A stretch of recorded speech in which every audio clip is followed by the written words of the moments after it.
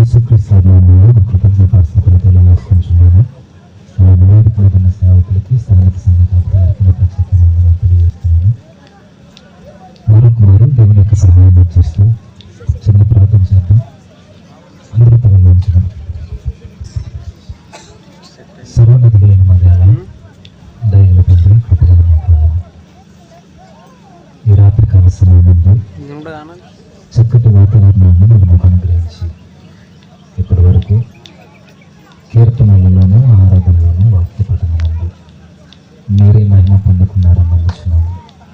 దేవా, ఇది ప్రాముఖ్యమైన సమయం.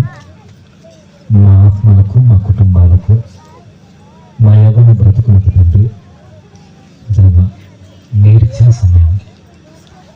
ఈ సమయాన్ని జాగ్రత్తగా ఉపయోగించుకోవడానికి సహాయం అనుగ్రహించండి.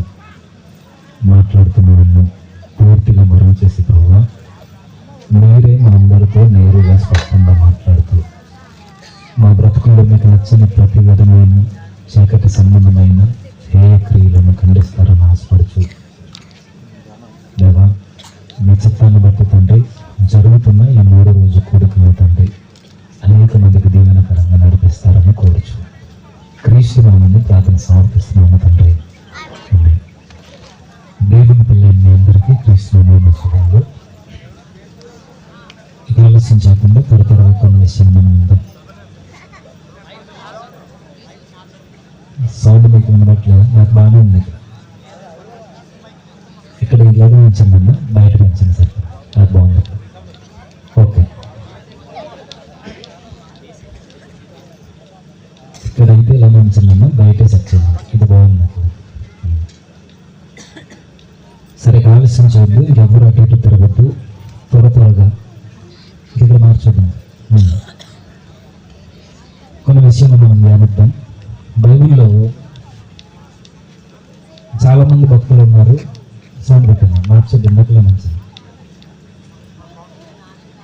అందులో ఆ భక్తుల యొక్క జీవితాలను మనం అందరి కొరకు మాట్లాడుకోవడానికి అవ్వదు, కానీ ఒక వ్యక్తి ఉన్నాడు, ఆయన కోసం పరిచయం మనకు పెద్దగా అవసరం లేదు, ఎందుకంటే ఆయన మనందరికీ తెలుసు. ఆయన తన జీవితం అంతా నాశనం చేసుకుని ముసలోడు అయిపోయిన తర్వాత నాలా మీరు ఉండొద్దని ఎక్కడ కూర్చున్న మనందరికీ ఒక పుస్తకం రాశాడు. ఆయన చాలా జాగ్రత్తగా వినాలి, ఎవరు డిస్టర్బ్ అవ్వద్దు, నన్ను డిస్టర్బ్ చేయొద్దు. మిమ్మల్ని ఎక్కువసేపు కూడా ఇబ్బంది పెట్టను, ఎందుకంటే వాతావరణం కూడా దేవుడు తన చిత్తాన్ని బట్టి చక్కగా అనుకూలపరిచాడు. విందాం జాగ్రత్తగా. ఆయన తన జీవితాన్ని సుమారుగా వృద్ధుడైపోయేంత వరకు నాశనం చేసుకున్నాడు. తన బాల్య దినములలో బాగున్నాడు. యవన ప్రాయం వచ్చిన తర్వాత నడు వయసులోనికి వెళ్ళక ముందే దేవుని యొక్క ఆజ్ఞలను ధిక్కరించి దేవుడిచ్చిన వరాన్ని స్వలాభపేక్ష కొరకు ఉపయోగించుకొని తన జీవితాన్ని గందరగోళంగా నడిపించుకుని ఎందులో అయితే సంతృప్తి దొరుకుద్దో అని ప్రతి విషయాన్ని వెదకి తనువులాడి కనుగొని అన్నిటినీ మనస్ఫూర్తిగా అనుభవించి జీవితం అంతా వృధా ప్రయాస పరిగెత్తి నా జీవితం నాశనం అయిపోయింది, మీరెవ్వరూ జీవితాన్ని నాశనం చేసుకోవద్దని మనోనేత్రాలు ముసలి ప్రాయంలో వెలిగింపబడిన తర్వాత ప్రత్యేకంగా యవనస్తుల కొరకు ఒక పుస్తకాన్ని రాశాడు. ఎవరైనా చెప్పాలి? సొలొమోను గారు. ఈయన కోసం మనకు పెద్ద పరిచయం అవసరం లేదు, ఎందుకనంటే మారిన తర్వాత ప్రతి సంఘంలో ఈయన కొరకు దైవజనులు అందరూ మాట్లాడతారు. ఆయన చాలా జ్ఞానవంతుడు. ఆయన జ్ఞానవంతుడే కాదు, ఆయన రాజు. ఎంత గొప్ప రాజు అంటే కత్తి పట్టుకోకుండా 40 సంవత్సరాలు ఇశ్రాయేలీని నడిపించిన వ్యక్తి. కత్తి పట్టుకోకుండా, యుద్ధం చేయకుండా చుట్టూ ఉన్న రాజ్యాల చేత పన్ను కట్టించుకున్న మహాజ్ఞాని అయిన రాజు. ఇలాంటి గొప్ప రాజు జీవితం అంతా నాశనం చేసుకుని నాలా మీరు ఉండొద్దని యవనస్తుల కొరకు ప్రత్యేకంగా ఒక పుస్తకాన్ని రాశాడు. ఆ పుస్తకంలో మరలా ఇక్కడున్న మనందరికి కొరకు ఒక అధ్యాయాన్ని ప్రత్యేకంగా లిఖించాడు. అది ఏ పుస్తకం చెప్పండి, చెప్పాలి? Very good. ఇప్పుడే మనం వాక్యపట్నం చదవం, ప్రసంగి గ్రంథం. అయితే అక్కడికి వెళ్లే ముందు ఈయన ఎంత జ్ఞానవంతుడో జస్ట్ మీకు ఎగ్జాంపుల్ చెప్తున్నా. ఈ సొలొమోన్ అనే ఈయన ఎంత జ్ఞానవంతుడంటే ఆయనకి ఈ విషయం తెలియదు అనడానికి ఏం లేదు. నేల మీద ప్రాకుతున్న పురుగులు మొదలుకొని ఆకాశంలో సంచరిస్తున్న సూర్య చంద్ర నక్షత్రముల వరకు ప్రతి విషయాన్ని గురించి ఆయన వేళ్ల మీద మాట్లాడేంత జ్ఞానవంతుడు. చదువుకున్న పిల్లలు ఉంటే చేతులు ఎత్తండి ఒకసారి. Very good. ఇప్పుడు మన మధ్య కొంతమంది ప్రొఫెసర్స్ ఉంటారు, మన కాలేజీల్లో కావచ్చు, మన ఇన్స్టిట్యూట్లో కావచ్చు, ఎక్కడైనా ప్రొఫెసర్స్ ఉంటారు, స్కాలర్స్ ఉంటారు, ఫిలాసఫర్స్ ఉంటారు. అయితే మీరు ఎవరి దగ్గరికి వెళ్ళైనా వారిని గురించి తెలుసుకోవాలని మీరు ప్రయత్నం చేస్తే ఈ ఫిలాసఫర్స్ కావచ్చు, ఈ స్కాలర్స్ కావచ్చు, ఈ ప్రొఫెసర్స్ కావచ్చు, లేదా మన టీచర్స్ కావచ్చు, వారికి ఏదో ఒక సబ్జెక్ట్ మీద మాత్రమే పూర్తి అవగాహన ఉంటుంది. సైన్స్ టీచరు సోషల్ స్టడీస్ ని బోధించలేదు. అర్థమవుతుందో లేదో? మ్యాథ్స్ చెప్పే ప్రొఫెసర్ లేదా ఇంగ్లీష్ ప్రొఫెసరు మ్యాథ్స్ అని టీచ్ చేయలేరు. అర్థమవుతుంది కదా నా మాటలు? అర్థం చేసుకోవడానికి ప్రయత్నించండి. ఏదో ఒక సబ్జెక్ట్ మాదే, లేదా ఈ ఖగోళాన్ని గూర్చిన శాస్త్రాలను వివరించే వ్యక్తులు ఒక విధంగా కొన్ని విషయాల గురించి మాట్లాడలేరు. బయాలజీకి సంబంధించిన ప్రొఫెసర్స్ మిగిలిన భౌతిక శాస్త్రాల కోసం మాట్లాడలేరు. కానీ ఈ సొలొమోను గారు ప్రతి విషయాన్ని గురించి మాట్లాడతారు. గోడలో మొలుస్తున్న మొక్కను మొదలుకొని జలచరముల వరకు ఆయన ప్రతి విషయాన్ని మాట్లాడతాడు. మానవ పుట్టుక మొదలుకొని మానవ దేహంలో అవయవాలు ఎలా ఎదుగుతాయో, ఎదిగిన తర్వాత మనిషి ఎలా కృషించిపోతాడో, చివరికి మనిషి జీవితం ఏమైపోద్దో, మానవుని యొక్క జీవితం పరిపూర్ణంగా మాట్లాడగలడు. జంతువుల కోసం, పక్షుల కోసం, పురుగుల కోసం, జలచరముల కోసం, ప్రకృతిలో కనబడుతున్న ప్రతి శాస్త్రం కొరకు ఆయన మాట్లాడగలడు. ఇంత జ్ఞానవంతుడు. ఆయన దగ్గర దీనికి సమాధానం లేదు అనడానికి ఏ ప్రశ్న ఉండదు. ఇంతటి జ్ఞాని అయిన సొలొమోను గారు ఏం చేశారంటే తనకి ఎంజాయ్ ఎక్కడ దొరుకుద్దా అని వెతకడం ప్రారంభించాడు.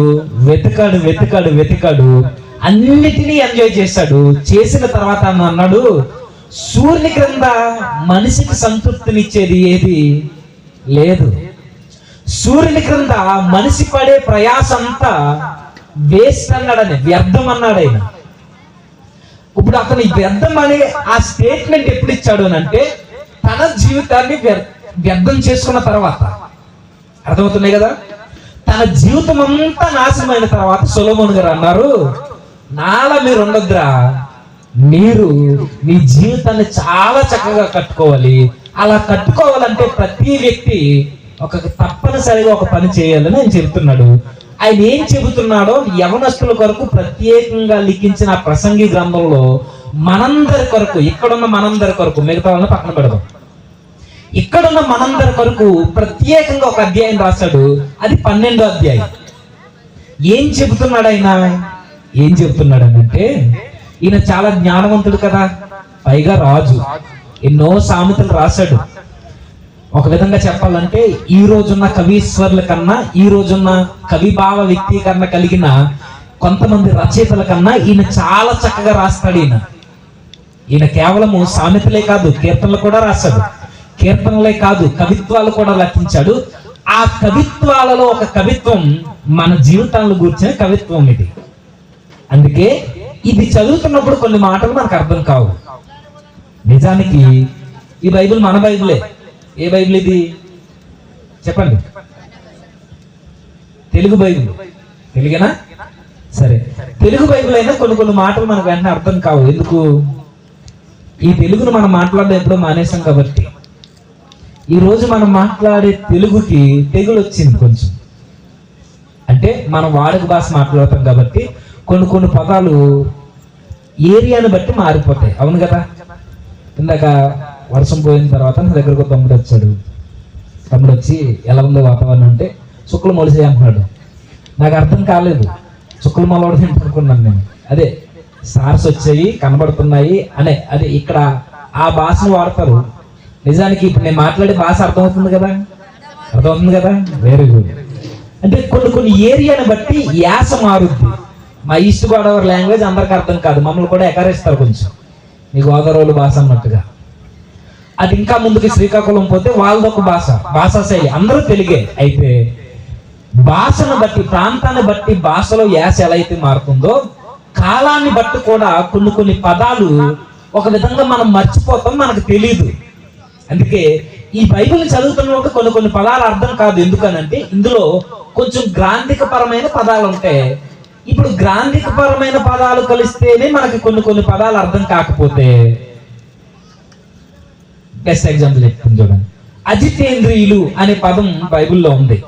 అజితేంద్రియులు అంటే అర్థం ఏంటి తెలియదు మనకి. ఎందుకంటే ఇటు ఒక పక్క ఇంగ్లీష్ రాదు, ఒక పక్క తెలుగు రాదు. అచ్చ తెలుగు పదం అది అజితేంద్రియులు అనేది. కొన్ని పదాలు మనకు అర్థం కాదు. అనగా ఈ పదం మనం ఉపయోగిస్తామా? ఉపయోగించం. ఎందుకు చెప్తున్నానంటే జస్ట్ కాలం మారితేనే భాష మెల్లిమెల్లిగా మారుతుంది. ఈ రోజు మనం మాట్లాడుకునే భాష వాడుక భాష. ఈ భాషలోనికి ఈయన కవిత్వాన్ని రాశాడు కదా మన జీవితాల కోసం, దాన్ని కొంచెం ట్రాన్స్లేట్ చేసుకుంటూ మాట్లాడుకుందాం అని చెప్పడానికే. ఓకేనా? వింటారు కదా? విందాం. ఒకసారి చదువుదాం. 12వ అధ్యాయం మొదటి వచనం. దుర్దినములు రాకముందే ఇప్పుడు వీటి యందు నాకు సంతోషము లేదని నీవు చెప్పు సంవత్సరములు రాకముందే, తేజస్సునకును సూర్య చంద్ర నక్షత్రములకును చీకటి కమ్మకు ముందే, వాన వెలిసిన తర్వాత మేఘములు మరలా రాకముందే, నీ బాల్య దినములందే నీ సృష్టికర్తను స్మరణకు తెచ్చుకొనుము. మరలా గుర్తు చేస్తున్నాను, ఇందులో ఉన్న పదాలు మనకు అర్థం కావాలంటే డైరెక్ట్ చదివితే ఎప్పటికీ అర్థం కాదు. ఎందుకు అనంటే ఇది ఒక కవిత్వ రూపంలో రాయబడిన అధ్యాయం. అర్థమవుతుందా? చిన్న ఎగ్జాంపుల్. ఒక అందమైన స్త్రీని పొగడాలనుకోండి, చాలా బాగున్నావు అంటే తీవ్రత ఉండదు. చందమామలా ఉన్నావు అంటే మురిసిపోతారు. అవునా? అవునా కదా? క్యాజువల్గా చెప్పండి, ఏం కాదు. అంతేనా? ఒక స్త్రీని పొగడాలంటే చందమామలా ఉన్నావు, ఇంకా చెప్పండి, ఆ ఫ్లవర్ లో ఉన్నావు, అలా ఉన్నావు, ఇలా ఉన్నావు, వెన్నెల్లో ఉన్నావు, తెల్లవారుజామున ఏవేవో పోలికలు ఇచ్చి మాట్లాడతాం కదా. ఈ ప్రేమలో ఉన్న వాళ్ళు నిజంగానే కవులుగా ఫీల్ అయ్యి అలాంటి రూపాలను ఇచ్చి పొగుడుతారు, అది వేరే విషయం. ఒక స్త్రీని పొగడడానికి మనకు కనబడుతున్న ఒక రూపాన్ని తీసుకొచ్చి అందంగా కనబడుతున్న వస్తువుతో పోలుస్తున్నాం. అవునా? సేమ్ సొలొమోను గారు మనకన్నా తెలివైనోడు, జ్ఞానవంతుడు, పైగా కవిత్వాల్లో పట్టున్న వ్యక్తి, సామెతలను బాగా రచించిన వ్యక్తి. ఇలాంటి ఆయన ఏదో ఒక విషయాన్ని చెబుతున్నాడు, దానిని డైరెక్ట్ గా చెప్పట్లేదు.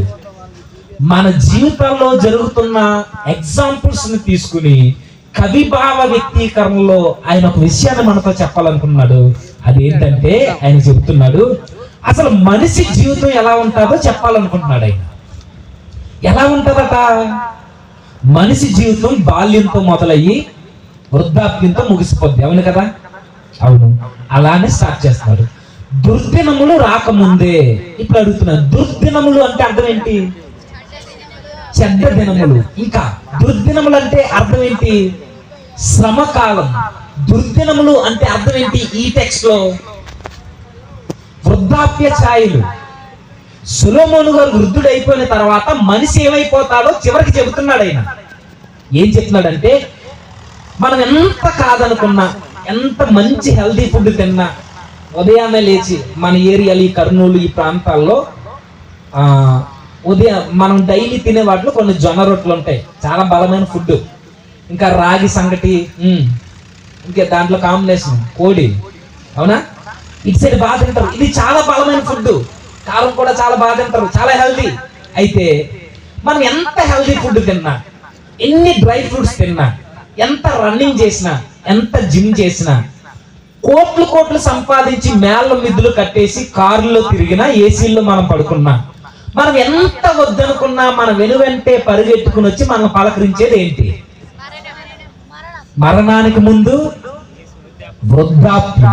సొలొమోను గారు అదే చెప్తున్నారు. దుర్దినములు అనంటే నువ్వెంత కాదనుకున్నా, నువ్వే కులస్తుడు అయినా, నువ్వే మతమైనా, నువ్వు ఏ జాతికి సంబంధించిన వ్యక్తి అయినా, నువ్వు చదువుకున్నా చదువుకోకపోయినా, నువ్వు పెద్దోడువైనా పేదోడువైనా, నువ్వు స్త్రీ అయినా పురుషుడైనా, నువ్వు చిన్నోడువైనా వయసు మీద పడుతున్నా, ఎవరైనా సరే ఎవ్వరు తప్పించుకోలేని ఒక సమయం ఉంటది, అదే దుర్దినములు. ఆ సమయం ఏంటి? ముసలి ప్రాయం, వృద్ధాప్యం. నేను వృద్ధున్నా అవనండి అన్నవాళ్ళు చేతులు ఎత్తండి. వృద్ధాప్యానికి ముందు చనిపోవడం అది వేరే సంగతి, పక్కన పెట్టండి. నేను ముసలోని అవను ఎప్పటికీ, నాకు 100 ఏళ్ళు వచ్చినా ఇలానే ఉంటాను అన్నవాళ్ళు చేతులు ఎత్తండి. ఒక్కరైనా ఉంటారా? నీకు కోట్లున్నా నీ వృద్ధాప్యాన్ని ఆపగలదా? ఆపలేదు. నువ్వెంత చదువుకుని, ఎంత మంచి ఉద్యోగం చేసినా, ఎంత జ్ఞానవంతుడు అయినా నీ వృద్ధాప్య ఛాయల్ని నిన్ను కప్పగలవా? నువ్వు అనుకోవచ్చు, ఓదరే చేసేస్తానండి తలకని, కంగారు పడకు, వారం రోజుల తర్వాత మళ్ళీ మామూలే, అంతేనా? మనం ఎంత మేకప్ చేసినా దేన్ని దాయలేము, వృద్ధాప్యాన్ని దాయలేము. ఆ దశలో ప్రతి మనిషి అనుకుంటాడు అది ఏమని, వృద్ధులు అయిపోయిన తర్వాత, ముసలోళ్ళు అయిపోయిన తర్వాత సొలొమోను అన్నాడు, అప్పటి వరకు బ్రతకడానికి పరుగులు పెట్టే ఆ వయసు చలించిపోయిన తర్వాత, అప్పటి వరకు ఆస్తుల కొరకు, పిల్లల కొరకు, పిల్లల పెళ్లిళ్ళ కొరకు, చదువుల కొరకు పరుగులు పెట్టి ఏదో ఒకటి సంపాదించాలి, 4 రాళ్ళు వెనకేయాలని పరిగెట్టిన మనమే వృద్ధాప్యం వచ్చి మంచాన పడిపోయిన తర్వాత ఆ రోజు అనుకుంటామట, ఎవ్వరు మనల్ని పట్టించుకోకపోతే నాకు ఈ శరీరంలో ఉండాలనిపించట్లేదు అంటారట. నేనన్న మాట కాదు, జ్ఞానవంతుడు అంటున్నాడు ఆయన. దుర్దినములు రాకముందే చెప్పండి, వీటి యందు నాకు సంతోషము లేదని చెప్పు సంవత్సరములు రాకముందంటే ఒక రోజు వస్తాదట, ఆ రోజున నాకు బ్రతకాలనిపించట్లేదు అంటారట. ఆ రోజు నాకు ఈ దేహంలో ఉండాలనిపించట్లేదు అంటారట. ఆ రోజు త్వరగా వెడలిపోతే బాగును, త్వరగా చచ్చిపోతే బాగును, వీళ్ళ బాధ భరించలేకపోతున్నాం, వీళ్ళు విసుక్కుంటున్నారు, నా మాట వినట్లేదు, దాహం అంటే కనీసం గుక్కడు మంచినీళ్ళు ఇవ్వట్లేదు, ఆకలి అంటే 4 మెతుకులు పెట్టట్లేదని ఈ బాధ నీ మీద పడినప్పుడు, ఎవరి కొరకైతే నువ్వు రెక్కలు ముక్కలు చేసుకుని కష్టపడి 4 రూపాయలు సంపాదించి నీ కొడుకులకి ఇచ్చావో, ఆ కొడుకులు గర్భాన పుట్టిన మనవళ్ళు నీ మాట విన్నప్పుడు, నువ్వు మంచాన పడిపోయినప్పుడు కనీసం నీకు పారాసెటమాల్ టాబ్లెట్ ఇవ్వనప్పుడు నీకు అనిపిస్తుంది త్వరగా చచ్చిపోతే బాగుందని. ఇది ఇప్పుడు అనిపించదు మనకి, ఒక రోజు వస్తుంది, దుర్దినములు, చెడ్డ దినములు, వృద్ధాప్య దినములు, మంచాన పడిపోయే దినములు. ఆ రోజు అనిపిస్తుందట, నాకు బతకాలని అనిపించట్లేదని. నీకు డౌట్ ఉంటే కొన్ని సంవత్సరాలుగా నెలల తరబడి మంచానికి పరిమితం అయిపోయిన వ్యక్తుల దగ్గరికి వెళ్ళి, బామా నీకేం కావాలి, నీ కోరిక ఏంటి అని అడగండి. నువ్వు ఇప్పుడు ఏం చేయాలనుకుంటున్నావు తాత, నీకేమనిపిస్తుందని అడిగితే మెల్లిగా చెబుతారు, దేవుడు నన్ను తీసుకుపోతే బాగుంది అనిపిస్తుందిరా అంటారు. విన్నారు లేదు ఎప్పుడైనా మీరు? దేవుడు త్వరగా నన్ను తీసుకెళ్ళిపోతే బాగుండు, ఈ మంచం మీద నేను ఉండలేకపోతున్నాను, నా అవయవాలు కదట్లేదు, నా మాట ఎవ్వరు పట్టించుకోవట్లేదు, త్వరగా చచ్చిపోతే బాగుంది అనిపిస్తుంది అంటారు, కానీ మరణం రాదు. ఇలాంటి భయంకరమైన దుర్దినాలు మనిషికి వచ్చిన తర్వాత ఆ రోజులు ఎలా ఉంటాయో ఇప్పుడు కింద ఎక్స్ప్లెనేషన్ ఇస్తున్నాడు 3వ వచనం నుండి. అది ఆ ఎక్స్ప్లెనేషన్ డైరెక్ట్ ఇవ్వట్లేదు, ఎలా చెప్తున్నాడు ఆయన? కవిత్వం రూపంలో చెబుతున్నాడు. కవి భావ వ్యక్తీకరణలో మనిషి వృద్ధుడైపోయిన తర్వాత మనిషి జీవితం ఎలా ఉంటుందో చెబుతున్నాడు ఆయన. చదువుదాం 3వ వచనం నుంచి. ఆ దినమున ఇంటి కావలి వారు వణుకుదురు. ముసలోళ్ళు అయిపోయిన తర్వాత ఇంటి కావలి వాళ్ళు వణుకుదురట. ఇప్పుడు అడుగుతున్నాం, ఇంటి కావలి వారు వణకడం ఏంటి? ఇప్పుడు మనందరం ముసలోళ్ళు అయిపోతాం, నేను ముసలోని అయిపోతాను. నేను ముసలోని అయిపోతే ఇంటికి కాపలా ఉండేవారు వాళ్ళు ఎందుకు వణుకుతారు? అర్థం ఉందా అసలు? దానికి అర్థం ఉందా? లేదు. నేను ముసలోని అయిపోతే మరలా అంటున్నాడు బలిష్ఠులు వంగిపోతారు అంటున్నాడు. బలిష్ఠులు వంగిపోవడం ఏంటి? ఇంటికి కావాలి వారు అనడం ఏంటి? అందుకే అంటున్నాను, సొలొమోను గారు కవి భావ వ్యక్తీకరణలలో ఆయన వివరిస్తున్నాడు మనకి మనిషి జీవితంలో ఏం జరుగుతుందో. ఇప్పుడు చెప్తున్నా, ఇంటి కావలి వారు వణకడం అంటే మనం ఏదో కోట్లు సంపాదించి సెక్యూరిటీస్ పెట్టుకున్నాం, మన ముసలితనం చూసి వాళ్ళు వణుకుపోతారని కాదు దాని అర్థం. ఇంటి కావలి వారు వణకడం అంటే వయసు మీద పడిపోయిన తర్వాత ఒకరోజు నువ్వు ఎక్కడికైనా వెళ్ళాలనుకుంటే పరుగులు పెట్టుకుంటూ వెళ్ళేవాడివి, ఒకరోజు నువ్వు నడుచుకుంటూ వెళ్ళేవాడివి, సైకిల్ తొక్కుంటూ పోయేవాడివి, ఒకరోజు ఈ చేతులతో బలమైన పనులు చేసేవాడివి. కానీ ఒక రోజు వస్తుంది, ఆ రోజు నీ ఇంటిని కాచే ఆ బలిష్ఠులు, నీ ఇంటికి కాపలా ఉండే నీ కాళ్ళు చేతులు గజ గజ గజ గజ గజ గజ వణుకుతాయి. ఇంటి కావాలి వారు వణకడం అంటే నీ కాళ్ళు చేతులు వణికిపోతాయి. ఎప్పుడు నీకు ఎవరి ప్రాయం ఉన్నప్పుడు నువ్వు చాలా స్ట్రాంగ్ గా ఉంటావు. నీకు ఎవరు ఉన్నప్పుడు చలికి నిలబడతావు, ఎండకు నిలబడతావు, ప్రతిదాన్ని కట్టుకుంటావు. నీకు వృద్ధాప్యం వచ్చిన తర్వాత మంచాన్ని పట్టే టైంలో ఎండ కొండలేవు, వర్షాన్ని కొండలేవు, చలికి తట్టుకోలేవు. దుప్పటి మీద దుప్పటి నీకు కప్పుతారు, కానీ నీకు చలి పెడుతుంటది. నీ ఇంటి కావాలి, నీ కాళ్ళు చేతులు గజ గజ వణుకుతుంటాయి. ఇవన్నీ ఎందుకు చెప్తున్నాను, ముందుకు వెళ్ళే కొద్ది మీకు అర్థమవుతుంది. ఆ దినాన్న నీ కాళ్ళు చేతులు నీ మాట విను. ఆ వృద్ధాప్యం వచ్చిన తర్వాత ఇంకా చెప్తున్నాడు ఆయన, బలిష్ఠులు వంగిపోతారంటే నీ నడుము పడిపోద్ది. ఒక రోజు నీ కాళ్ళు చేతులు వంగిపోతాయి, నీ నడు వంగిపోద్ది. నీ నడు ఒక విధంగా నీకు సహకరించదు. ఒకరోజు 100 కేజీలు 50 కేజీలు భుజాన్ని వేసుకుని నడిచేవాడివి, ఆ నడు వంగిపోయిన తర్వాత ఒక కర్ర మీద ఆనుకునే బతుకొచ్చేది నీకు. ఎవరికి వస్తుంది ఇది? స్త్రీ గర్భాన పుట్టిన ప్రతి ఒక్కరు ఈ వృద్ధాప్యాన్ని అనుభవించాల్సిందే. నువ్వెంత మూతుబరువు కానివ్వు, నువ్వెంత సంపాదించు, నువ్వేదైనా చేయి, నీకెంత పేరు ప్రఖ్యాతలు ఉండే, కానీ ఒకరోజు మాత్రం మనందరికీ తప్పనిది వృద్ధాప్యం. ఆ రోజు నీ నడుము వంగిపోద్దట, కాళ్ళు చేతులు వణుకుతాయట. ఇంకా కిందకి చెప్తున్నాడు, విసరివారు కొద్ది మంది ఒకటి చేత పని చాలించుకుందరు, తిరుగటి రాళ్ల ధ్వని తగ్గిపోను, వీధి తలుపులు మూయబడును, పెట్టె యొక్క కోతకు ఒకడు లేచును, సంగీతములు చేయు స్త్రీలు నాదము చేయ వారందరూ నిశ్శబ్దంగా ఉంచబడతారు. అంటే అర్థం ఏంటనుకుంటున్నారు? విసిరివారు కొద్ది మంది అయిపోతారంటే ఏదో తిరగలు విసిరేవారు పనిలోకి రారని కాదు దాని అర్థం. తిరుగటి రాళ్ల యొక్క ధ్వని తగ్గిపోద్దంటే ఏదో తిరుగుతున్నప్పుడు ఆ సౌండ్ రాకపోతే ఇది కాదు దాని అర్థం. సొలొమోను గారు ఏం చెప్తున్నారంటే, విసిరివారు కొద్ది మంది అగడం అంటే ఒకరోజు ఆదివారం వచ్చినప్పుడు దేవుడు దీవించిన ప్రతి భూజంతు మన ఇంట్లోనే ఉంటది. ఉంటదా ఉండదా? ఉంటదా ఉండదా? అదే మీకు అర్థం కాలేదేమో. ఎగిరేది, కూసేది, మేసేది, పాకేది, ఈదేది అన్ని ఎప్పుడు ఉంటాయి మన ఇంట్లో? ఆదివారం ఒకటేనా? గట్టిగా చెప్తున్నారు. సరే, ఇవన్నీ ఏవైతే ఈ మాంసం మనకు తెలుసు కదా, పడాకాన చిన్నది పెద్దది అన్ని మనకు తెలుసు. ఒకరోజు వయసు ఉన్నప్పుడు అవి తింటుంటే, అవి కొరుకుతుంటే పటా పటా మన శబ్దాలు వస్తాయి. సొలొమోను ఏమంటాడంటే, ఒకరోజు తిరుగటి రాళ్ళ యొక్క ధ్వని తగ్గిపోద్ది. అంటే నువ్వు కొరుకుతుంటే శబ్దాలు రావేక, చప్ చప్మని పళ్ళు ఊడిపోయి నువ్వు తినాలనిపిస్తుంది నీకు, కానీ నోటి నుంచి నీకు సొంగ తప్ప ఏమీ రాదు. విసిరివారు కొద్ది మంది అయిపోతారంటే నీ పళ్ళు ఊడిపోతాయని చెప్తున్నాడు ఎవరు? సొలొమోను గారు. ఒక రోజు వస్తుంది, ఆ రోజు నీకు పళ్ళు ఊడిపోతాయి. ఒక రోజు అయితే నువ్వు తింటున్నప్పుడు పక్కన వాళ్ళు స్లోగా తినరా, మెల్లిగా తినరా అని చెప్తారు.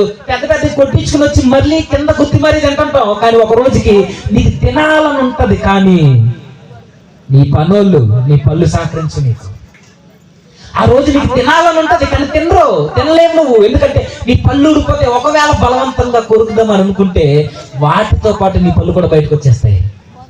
ఏమవుద్ది? ఒక రోజు నీ సత్తువ తగ్గిపోద్ది, నీ పళ్ళు ఊడిపోతే, తిరిగట్టు వాళ్ళ యొక్క ధ్వని తగ్గిపోద్దంటే నువ్వు కొరుకుతున్నప్పుడు శబ్దాలు రావేక, నువ్వేం తిన్నావు కూడా తెలియదు. ఆ రోజు నీకేం గతో చెప్పనా అని సొలొమోను అంటే ఏమంటాడు తెలుసా? నీకు ఆ రోజున నీ పళ్ళు ఊడిపోయిన తర్వాత, నీ పనివారు కొద్ది మంది అయిపోయిన తర్వాత, నీ మౌత్, నీ నాలుక, నీ పళ్ళు నీకు సహకరించినప్పుడు నీకు దిక్కు ఆ గింజ నీళ్ళే. ఆ గింజ నీళ్ళు తాగి ఆ పూట ఎలా గడపాలా అని ఆలోచిస్తాను. ఆ రోజు ఆ రాగి సంగటిస్తారు, ఆ నూకలు జావ పెడతారు, ఏదో ఒక కొన్ని లిక్విడ్స్ మాత్రమే నీకు ఇస్తారు, ఆ టీ ఇస్తారు నీకంతే. ఆ రోజు నీకు తినాలని ఉంటది, కానీ తినలేవు. సొలొమోను చెప్తున్నాడు, ఇవన్నీ నీకు దుర్దినాలు వస్తాయి. నీ వృద్ధాప్య ఛాయల్లో నీకు తినాలని ఉన్నా సరే నువ్వు తినలేవు, నువ్వేమీ చేయలేవు.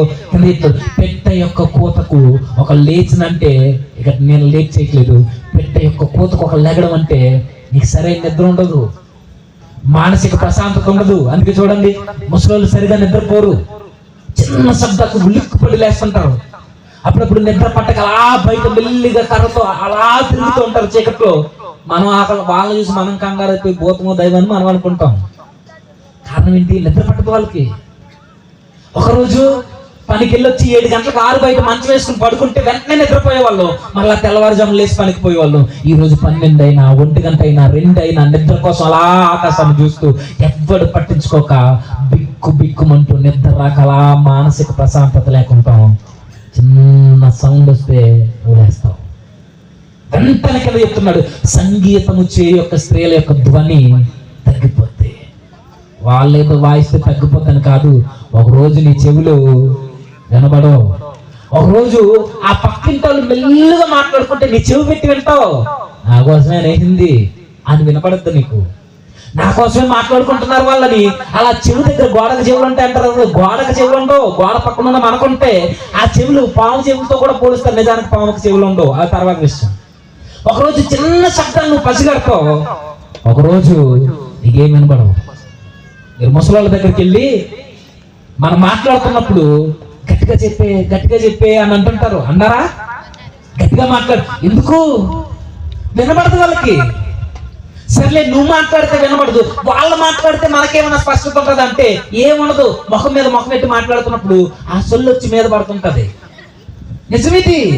ఒకరోజు ఇప్పుడు నవ్వుకుంటున్నామే, మనందరి పరిస్థితి కూడా ఇదే. సొలొమోను గారు చెప్తున్నారు, జ్ఞానవంతుడైన సొలొమోను చెప్తున్నాడు, ఈ పరిస్థితిని ఎవ్వడు తప్పించుకోలేడు. చిన్న విషయాలకు భయపడతాడట. కింద మాట్లాడుతుంటాడు, బుడ్డ బుసరకాయ పగిలిపోను అంటాడు. బుడ్డ బుసరకాయలు తెలుసు కదా, చాలా ఈజీగా చాలా శుతిమెత్తంగా ఉంటాయి. బుడ్డ బుసరకాయలు పగిలిపోవడం అంటే మీరు అప్పుడప్పుడు న్యూస్ చూసారో లేదో, ఎప్పుడు చూసినా ఆ దీపాన్ని కాదు కానీ ఏ దీపమో మీకు తెలుసు. ఆ దీపాన్ని పక్కన పెట్టి అప్పుడప్పుడు మన చుట్టూ ఏం జరుగుతుందో కూడా మనకు తెలియాలి. ఏ దీపం? ఆ దీపం గట్టిగా, ఇంకొంచెం వాళ్ళకి తెలియదు, కొంచెం గట్టిగా. కార్తీక దీపం అట. తప్పు వాళ్ళకి తెలియదు అనడం నాది తప్పు. ఈ మధ్య మొగలు కూడా చూసేస్తున్నారు. సరే, ఎక్కడ ఉన్నాం చెప్పండి. బుట్ట బుసరిగా పగిలిపోయింది అంటే అర్థం ఏంటంటే, జస్ట్ ఇప్పుడు వెళ్ళాడండి బాత్రూమ్కి, కాలు జారి పడిపోయి నడుము విరిగిపోయింది. విన్నారా? జస్ట్ ఇప్పుడు వెళ్ళాడండి, ఇలాగ వెళ్ళొచ్చాడు, అలా మెట్ల మీద చాలా జారాడు, కాళ్ళు ఇరిగిపోయింది, చేతులు ఇరిగిపోయినాయి. అంత ఈజీగా అలా ఇరిగిపోతున్నాయి. ఒకప్పుడు గోళ్ళ నుంచి దూకేసేవాళ్ళం మనం, ఒకప్పుడు పరిగెత్తే వాళ్ళం, ఒకప్పుడు కొండలు ఎక్కేవాళ్ళం. జస్ట్ మెట్లు దిగితే, మెట్లు ఎక్కినా దిగినా అలా జస్ట్ అలా జారితే కాళ్ళు ఇరిగిపోవడం, చేతులు ఇరిగిపోవడం, నడు. అదే బుడ్డ బుసరగా పగిలిపోవడం అంటే నీ ఎముకల్లో ఉన్న దృఢత్వం, పట్టుత్వం కోల్పోతావు. నువ్వు కట్టుకున్న ఇల్లు ఉంటుందేమో 100 సంవత్సరాలు, కానీ నీ శరీరం ఉండదు. నీ శరీరంలో ఆ ఎముకల్లో ఉన్న దృఢత్వం తగ్గిపోద్ది. జస్ట్ అలా కాలు జారితే చాలు నడిగిరిగిపోద్ది, తలకు తగిలేస్తాయి, నడిగిరిగిపోద్ది. విన్నారో లేదు ఇలాంటివన్నీ? ఇంకా కిందకి చెబుతూ ఉంటాడు, మిడత బరువుగా భారంగా ఫీల్ అవుతారట. మిడత బరువు అవడం అంటే ఇందాక చెప్పాను కదా, ఒకరోజు 100 కేజీలను అవలేలాగా మనం ఎత్తేసుకుంటాం. ఒకరోజు వస్తుంది, ఆ రోజు మీ టీ స్పూన్ ఉంటుంది, స్పూను నీకు టన్ను బరువు అయిపోద్ది. ఎక్కడో వినుంటారు ఈ మాట. ఈ టన్ను బరువు ఎవరికి అయిపోద్ది? ముసలోళ్ళు అయిపోయి మంచాన పడిపోయి, కొంతమంది పెరాలసిస్ స్ట్రోక్ వచ్చిన కొంతమంది వ్యక్తులు మనం చూస్తుంటాం, కాళ్ళు చేతులు లాగేసి. ఇలా మంచానికి పరిమితం అయిపోయిన వ్యక్తులు వారు ఏ వస్తువుని గట్టిగా పట్టుకోలేరు. ఒకరోజు వారి చేతుల్లోంచి విడిపించుకోవడానికి చాలా ప్రయత్నాలు చేయాలి, కానీ వృద్ధాప్యం వచ్చిన తర్వాత కనీసం గ్లాసులు కూడా గట్టిగా పట్టుకోలేరు. కోడలు తిట్టుకుంటుంటారు, తాగలేకపోతున్నావు పట్టుకుని ప్లేట్లు పడగొడుతుంటారు. ఆ చేతిలో గ్లాసులు పగిలిపోతుంటే, టీ ఇచ్చినప్పుడు అన్నం పెట్టినప్పుడు ప్లేట్లు పడేస్తుంటారు. ఏమైంది వారికి? వారిలో ఉన్న బలం విడిగిపోయింది, సత్తువ తగ్గిపోయింది, వారి చేతుల్లో ఆ పటుత్వం కోల్పోయారు. మిడత చాలా బరువు కావడం అంటే చిన్న వస్తువును కూడా వారు మోయలేరు. ఆఖరికి వారి కాలకృత్యాలు కూడా వారు తీర్చుకోలేరు. వారు పట్టుకున్న కర్రను కూడా ఒకసారి అలా మెల్లిగేసి ఒక అడుగు ముందుకేస్తుంటారు. ఇంత భారమైన దయనీయమైన బ్రతుకులు వచ్చేస్తాయి. అంత బరువుగా అయిపోద్దట. కానీ ఈ మధ్య ఈ బరువు ముసలోళ్ళకి కాదు. ఏది స్పూన్ టన్ను బరువు అయిపోవడం ముసలోళ్ళకి కాదు, ఇప్పుడు యవనస్తులకే బరువు అయిపోతుంది. వాళ్ళొక మాయలో ఉంటారు. ఏ మాయది? ఆడన్నాడట, ఆమెను లవ్ చేసిన తర్వాత ఏమన్నాడు? స్పూన్లు అనిపించట్లేదట వీడికి. ఏమైపోయిందట? స్పూను టన్ను బరువు అయిపోయిందట. స్పూన్ తెలుసు కదా, కారం ఉప్పు వేసుకుంటారు కదా, చెంచా అంటారు కదా. ఆ స్పూన్ అడిగి తొమ్మిది బరువు అయిపోయిందట. పెరాలసిస్ వచ్చిందా, ముసలోడు అయిపోయాడా? ఏం లేదు, అదొక మాయ అని పక్కన పెడితే సులోమును చెబుతున్నాడు, ఒకానొక రోజు వస్తుంది. ఆ రోజు చాలా దయనీయమైన పరిస్థితి అబ్బా మనుషులది. ఆ రోజు ఎంత భయంకరంగా ఉంటుంది చెప్పనా? ఆ రోజు మన మనవళ్ళు కూడా మన మాట వినరు, మన కొడుకులు కూడా మన పట్టించుకోరు. కన్న గర్భాన ఎవరినైతే కూతుర్లు అల్లారు ముద్దుగా పెంచుకుంటామో ఆ కూతుర్లు కూడా కనీసం ముక్కుడు మంచినీళ్ళు కూడా ఇవ్వరు. ఇలాంటి మనం చూస్తున్నాం సమాజంలో. మనిషి జీవితం ఎలా ముగిసిపోతుంది అని అంటే, ఒంటరిగా ఎలా అయితే వచ్చాడో అలానే ఒంటరిగా బిక్కుమంటూ చచ్చిపోతాడు. ఇలాంటివన్నీ మన చుట్టూ జరుగుతున్నప్పుడు మనల్ని పిలుస్తూ, మనవడా దాహం వేస్తుంది నీళ్ళు లేరా అంటావు, పట్టించుకోడాడు, నీ ముందు నుంచే పోతాడు. అరే అబ్బాయి అని కొడుకుని పిలుస్తావు, పట్టించుకోడు. అవసరమైతే నీ మంచాన్ని నీ బాధ భరించలేక బాత్రూమ్ పక్కన వేసేస్తాడు. అవసరమైతే నీ మంచాన్ని తీసుకెళ్లి దూల సావుల్లో వేసేస్తాడు. అవసరమైతే ఏ చెట్టు కింద పడేస్తాడు. కొంచెం డబ్బులు ఎక్కువ ఉంటే తీసుకెళ్లి వృద్ధాశ్రమంలో వదిలేస్తాడు. కొంచెం పొగరబోతే అయితే తీసుకెళ్లి నడు రోడ్డు మీద బ్యాగ్ తీసిరేస్తాడు నిన్ను. ఈరోజు రైమండ్ సూట్ అధినేత ఎంతమందికి తెలుసు? కోట్లు సంపాదించిన వ్యక్తి కొడుకులు కాస్తంతా రాసి చేసిన తర్వాత కనీసం తండ్రికి తిండి పెట్టడానికి కూడా కొడుకు ముందుకు రావట్లేదు.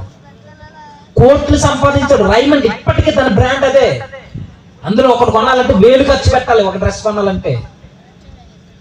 ఇలాంటి రైమండ్ సూట్ కోట్లాధికారికి దిక్కులేదు. ఈరోజు మన జీవితాలు చూసుకోండి. సందర్భం వచ్చింది కాబట్టి చెప్తున్నాను. ఆ వృద్ధాప్యం వచ్చిన తర్వాత ఒక విధంగా వారి నుండి ఒక విధమైన వాసన వస్తుంది, బ్యాడ్ స్మెల్. అది ఒక విధంగా ఆ వృద్ధాప్యంలో మంచానికి పరిమితం అయిపోయినప్పుడు వారికి సరిగా వినపడవు, సరిగా మాట్లాడలేరు.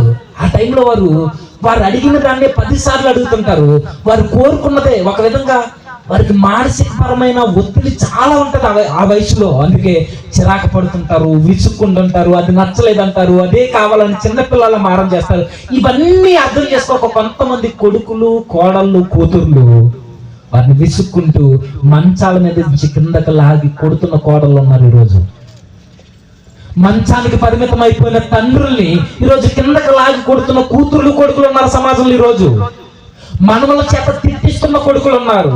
మనవల చేత గర్భాన పుట్టిన వారి చేత వారిని కొట్టిస్తున్న పిల్లలు, తల్లిదండ్రులు ఉన్నారు. ఈరోజు ఒక విషయం మర్చిపోకండి, ఒకరోజు ఆ మంచం మీద ఉన్న వ్యక్తి ఖాళీ చేసి వెళ్ళిపోతాడు, కానీ ఆ మంచం అలానే ఉంటది. ఆ మంచం మీదకి రేపు నువ్వు ఎక్కుతావు, ఆ తర్వాత నేను ఎక్కుతాను, ఆ తర్వాత నీ కొడుకు ఎక్కుతాడు. లేదండి నేను మంచం పాడేస్తానంటే, మంచం పాడేసినా ఏదో ఒక మంచం వస్తుంది, ఏదో ఒక పరుపు వస్తుంది.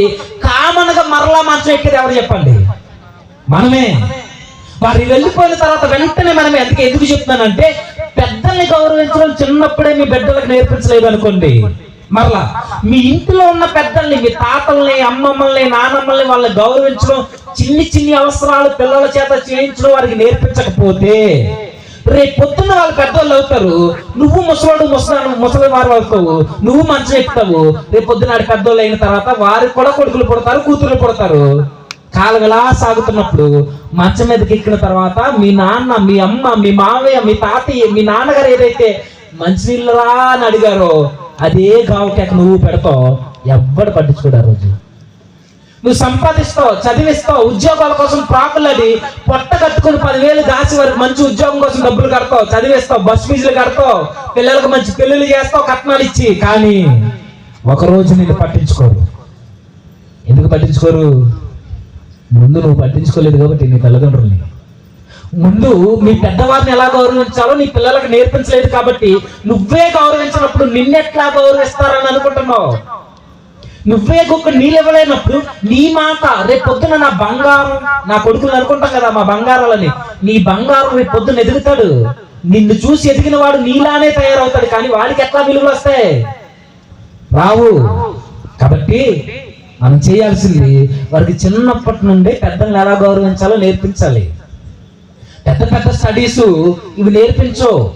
ఒక విషయాన్ని గుర్తుపెట్టుకున్నప్పుడు విద్య మానవ జీవితాల్లో విలువల్ని నేర్పించలేదు. ఈ కాలంలో విద్య నీకు ఉద్యోగాన్ని ఇవ్వగలదు, విద్య నీకు జ్ఞానాన్ని ఇవ్వగలదు, కానీ విద్య నీకు ఈరోజు సంస్కారాన్ని కూడా నేర్పలేకపోతుంది ఈరోజు.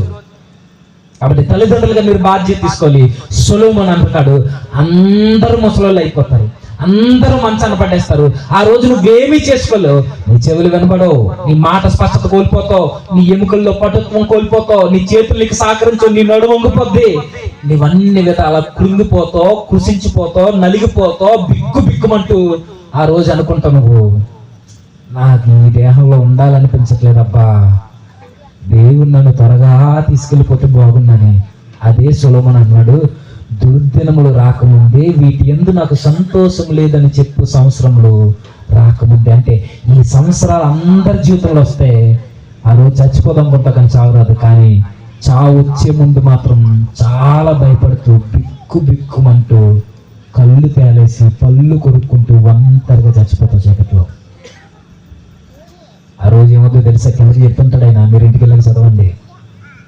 ఆ చచ్చిపోయే ముందు ఎలా ఉంటుందంటే, నీ ఆత్మని ఈ శరీరానికి కట్టి ఉంచే ఒక తాడు ఉంటుంది, సన్నని తాడు. ఆ తాడు ఒక్కసారిగా పుట్టుకుని దిగిపోతుంది, చచ్చిపోతావు. మరలా బతుకుదాం అనుకుంటావు, మరలా బలాన్ని సంపాదించుకోవాలనుకుంటావు, నీ వల్ల అవ్వదు. ఆ రోజు నువ్వు ఎంత బలమైన తిండి తిను, అరగదు నీకు. ఒక రోజు రాళ్ళు తింటే అరిగించుకుంటాం మనం, ఆ రోజు గింజ నీళ్ళు తాగిన అరగదు నీకు, ముక్కుల్లోంచి బయటకు వచ్చేస్తుంది నీకు. ఆ రోజు చాలా భయంకరంగా ఉంటుంది. ఎవరిని మాట వినడు, నీకు నువ్వే మాట్లాడుకుంటావు, నీలో నువ్వే మాట్లాడుకుంటావు, నీకు నువ్వే ఏడుస్తుంటావు, కథలు మెదల్లేవు, ఏమీ చేయలేవు. అలా చూస్తూ ఉండగా నీ శరీరానికి ఆ ఆత్మను అలా పట్టి ఉంచిన ఆ తాడు, ఆ బంగారు గిన్నె కదిలిపోతుంది. బావి ఎంత చక్రం తెగిపోయినట్టు నువ్వు బలాన్ని స్వతంత్రించుకుందామని నువ్వు అనుకున్నా ఆ తాడు తెగిపోతే ఇక నీ వల్ల చచ్చిపోతావు. రోనీ కోల్మెన్ అని మిస్టర్ ఒలింపియా ఛాంపియన్ 8 times, 8 సార్లు mister Olympia world champion body builder. 8 సార్లు అవడం అంటే చిన్న విషయం కాదు, ఒక్కసారి అవడానికే జీవితం మొత్తం కట్టుకోవాలి. అలాంటిది 8 సార్లు వరుసగా ఇప్పటికీ బతిగా ఉన్నాడు రోనీ కోల్మెన్ అని పట్టండి. బాడీ బిల్డర్, వరల్డ్ లో best body builder, mister Olympia champion. ఈ రోజు తన పనులు తను చేసుకోలేకపోతున్నాడు. అంటే మన బలం కూడా మనం ఆపలేదా? వృద్ధాప్యాన్ని చూడకుండా అంటే ఆపలేదు. మన ధనము, మన అందము, మన జ్ఞానము ఏవి ఆపలేవంటే వృద్ధాప్యాన్ని ఆపలేవు. వృద్ధాప్యం తర్వాత నీ ఆత్మని దేహాన్ని వేరు చేసే ఆ మరణాన్ని కూడా ఎవ్వరు ఆపలేరు. అయితే ఇక్కడ నుండి జాగ్రత్తగా, మనుషులందరూ వృద్ధులు అవుతారు, మనుషులందరూ బలము ఉడిగిపోయి సత్తు తగ్గిపోయి మనుషులందరూ చచ్చిపోతారు ఒంటరిగా బిక్కుమంటూ. అయితే ఇప్పుడు మీరు వింటున్నారే, మీరు, నేను, మనందరము క్రైస్తవులము. అవునా? క్రైస్తవులము. మరణానికి లోకస్తులందరూ భయపడతారంటే అందరూ భయపడతారు. నాకు మరణం అంటే భయం లేదు అన్నవాళ్ళు ఎవరైనా ఉంటారా? ఇప్పుడు చేతులు ఎత్తొచ్చేమో, కానీ ఆ మరణం మన కళ్ళ ముందు నిలబడినప్పుడు మాత్రం గజ వణుకుతుంటాం మనం. రేపే నువ్వు చచ్చిపోతావు, వచ్చే నెలలో నువ్వు చచ్చిపోతావు, డాక్టర్ నీకు సర్టిఫికేట్ ఇచ్చేస్తే ఆ నెల గడవక ముందే 2 రోజుల్లో చచ్చిపోతాం. కరోనా వచ్చిందని డాక్టర్ డిక్లేర్ చేస్తే భయానికి చచ్చిపోయిన వాళ్ళు 100 మంది ఉన్నారు. మీరు చూసారు ఏదో టైంలో భయంతో చచ్చిపోయిన వాళ్ళు. అంటే మనిషి మరణానికి భయపడతాడు అంటే ఖచ్చితంగా భయపడతాడు, ఎవరైనా భయపడతారు. అంతే. ఎందుకండి మా సైడ్ ఎమ్మెల్యే వేయాల్సింది కాబట్టి పేరు ఎత్తట్లేదు. ఎమ్మెల్యే కొన్ని కోట్లు, వేల కోట్లు ఆస్తిపరుడు ఆయన, చాలా మంచి పేరున్న వ్యక్తి ఆయన. అలాంటి ఆయన కరోనా వచ్చిన తర్వాత హాస్పిటల్కి తీసుకెళ్ళిన తర్వాత డాక్టర్ చెప్పేశారు, ఇంకా మీరు బ్రతకయ్యా, అయిపోయింది, మీ జీవితం అయిపోయింది అని చెప్తే భయపడుతూ ఆయన అన్నమాట ఏంటో తెలుసా? ఆయనకి 5,000 కోట్లకు పైగా ఉంటే 500 కోట్లు ఇస్తాను నన్ను బతికించవా కొన్నాళ్ళు అని ప్రాధేయపడ్డాడు. 500 కోట్లు, 500 కోట్లు మనిషి ప్రాణాన్ని నిలబెట్టవా? 5,000 కోట్లు కూడా నిలబెట్టవు. 5 లక్షల కోట్లు కూడా మనిషి ప్రాణాన్ని ఒక్కరోజు వాయిదా వేయలేవు. ఎమ్మెల్యే అయినా, సీఎం అయినా, పిఎం అయినా, సామాన్యులమైన మనమైనా ఒక్కరోజు మనం వాయిదా వేయలేము. అందరూ చచ్చిపోతాం. అయితే మరి మరణాన్ని ఎదుర్కొంటున్న లోకస్తులకి క్రైస్తవులకి తేడా ఏంటి అని అంటే, ఫిలిప్పీ పత్రికలో ఆ బ్యాక్గ్రౌండ్ మీరు చదవండి. నిజమైన విశ్వాసికి, నిజమైన క్రైస్తవుడికి మరణం అంటే భయం ఉండదు. అర్థమవుతుందో లేదో, వెళ్దాం సబ్జెక్ట్లోకి ఈసారి. అందరూ మరణానికి భయపడతారు, అది వేరే విషయం. కానీ విశ్వాసులుగా, క్రైస్తవులుగా మనకు ఉండాల్సిన ధైర్యం, ఫిలిప్పీ పత్రిక 1వ అధ్యాయం చెబుతుంది ఇదే. నిజమైన క్రైస్తవుడికి, నిజమైన విశ్వాసికి మరణం అంటే భయం ఉండదు. నిజమేనా ఇది అని అంటే, పేతురు శిలువకి ఎదురెళ్ళిపోయాడు, మరణం. యేసుక్రీస్తు వారు శిలువకి, మరణానికి ఎదురెళ్ళిపోయారు, భయం లేదు ఆయనకి. ఆంద్రేయ ఖడ్గానికి, ఇంటూలో ఆకారం వేసిన శిలువకి ఎదురెళ్ళిపోయాడు, భయం లేదు ఆయనకి. యాకోబు తలిచ్చేశాడు, ఖడ్గానికి ఎదురెళ్ళాడు, భయం లేదు ఆయనకి. ఇంకా స్టెఫను మరణానికి భయపడ్డు. అపోస్తుడైన పౌలు తలిచ్చేశాడు, మరణానికి భయపడ్డు. ఎవరు మరణానికి భయపడరు అంటే, నిజమైన విశ్వాసి, నిజమైన క్రైస్తవుడు మరణానికి ఎప్పుడు భయపడు, వాడు ఎదురెళ్తాడు. ఆ రోజు ఆ మరణం ఎలా వచ్చినా ఎదురెళ్తాడు. శాంతివంతంగా చచ్చిపోయిన, ఖడ్గం మీదకి వచ్చిన, ఏది ఏమైనా మరణానికి భయపడదు. అయితే మరణానికి భయపడినా భయపడకపోయినా మరణం రావడం మాత్రం ఖచ్చితమని మనకు అర్థమైతే, ఈ చచ్చిపోక ముందు సొలొమోను గారు అంటున్నారు, ఇక్కడున్న మీరందరూ నాతో సహా ఒక పని ఖచ్చితంగా చేయాలి. ఏంటా పని? ఇప్పుడు చదువుతామా 2వ వచనం. అదే ప్రసంగి గ్రంథం 12వ అధ్యాయం 2వ వచనం. తేజస్సునకును సూర్యచంద్ర నక్షత్రములకును చీకటి కమ్మక ముందే, వాన వెలిసిన తర్వాత మేఘములు మరలా రాకముందే, ఇప్పుడు చదవండి, నీ బాల్య దినముల యందే నీ సృష్టికర్తను స్మరణకు తెచ్చుకో. మరలా, నీ బాల్య దినములందే నీ సృష్టికర్తను స్మరణకు తెచ్చుకో. ఈ మాట మనం ఎన్నిసార్లు వినలేదు? ఇప్పుడే నేను వింటున్నాను అన్నవాళ్ళు చేత చాలా సార్లు విని ఉంటారు. కానీ విషయం ఏంటంటే, ఎప్పటి వరకు ఏమన్నారు నాకు అనవసరం, మీరు కూడా మర్చిపోండి.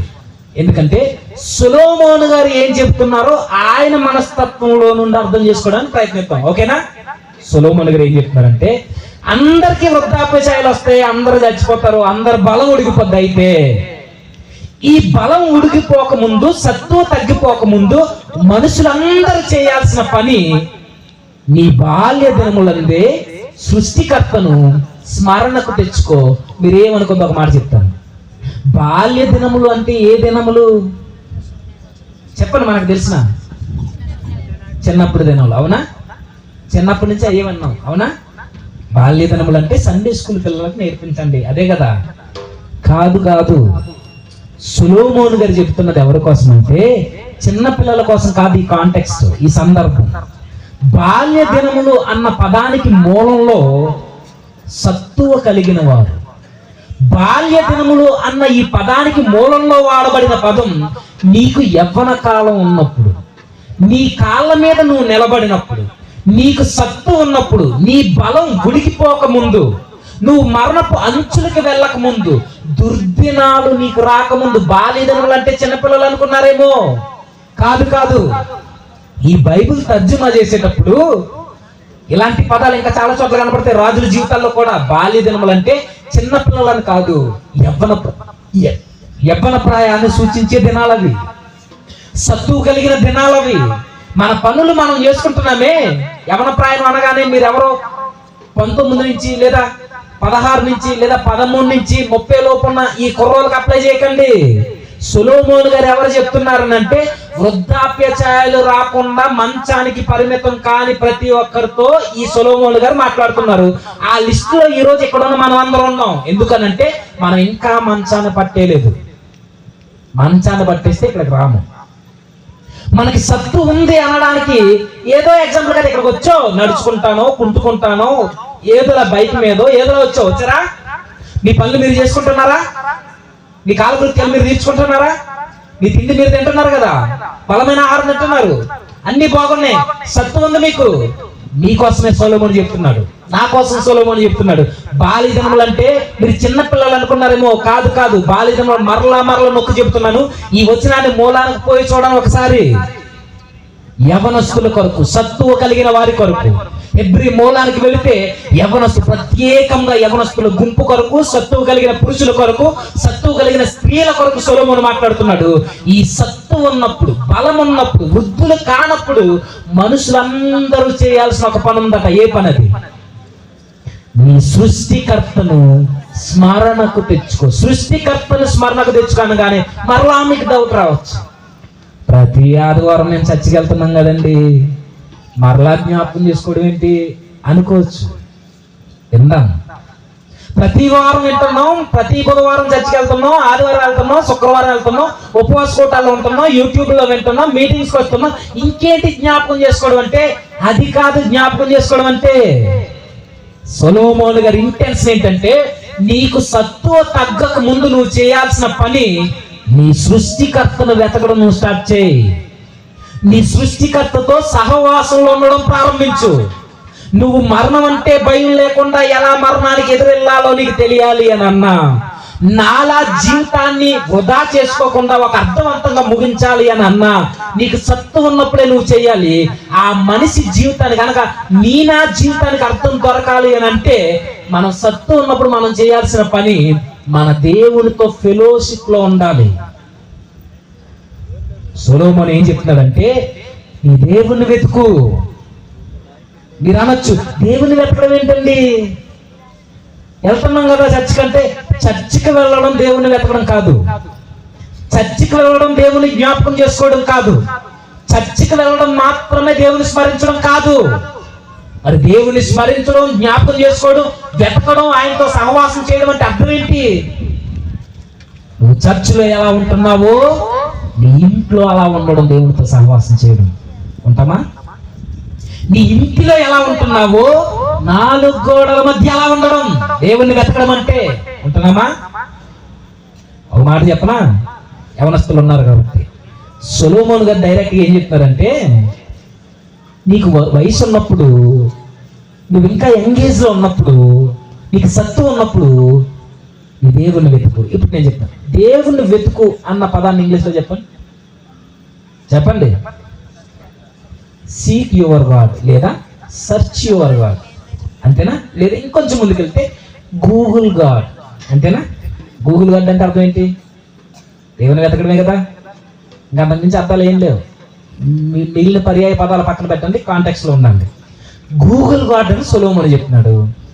ఇప్పుడు ఉన్నారు కదా యవనస్తులు, నేను అడుగుతున్నాను, సొలొమోను గారు వృద్ధుడు తన జీవితాన్ని నాశనం చేసుకుని యవనస్తులకి ఒక మంచి సూత్రాన్ని చెప్తున్నాడు, జీవితం ఫలవంతంగా ఎలా ముగించాలో.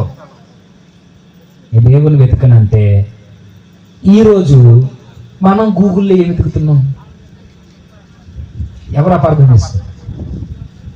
సొలొమోను గారు జ్ఞానవంతుడు, ఒక మహారాజు, దేవుని చేత అభిషేకింపబడి వరాన్ని పొందుకుని ఈ జ్ఞానవంతుడి జీవితాన్ని నాశనం చేసుకుని, మీరెవ్వరు అలా ఉండొద్దు, నాలా నాశనం కాకుండా మీ జీవితాలు ఫలించాలి అని అంటే నీ దేవుని వెతకని సొలొమోను చెప్తే మనమేం వెతుకుతున్నాం?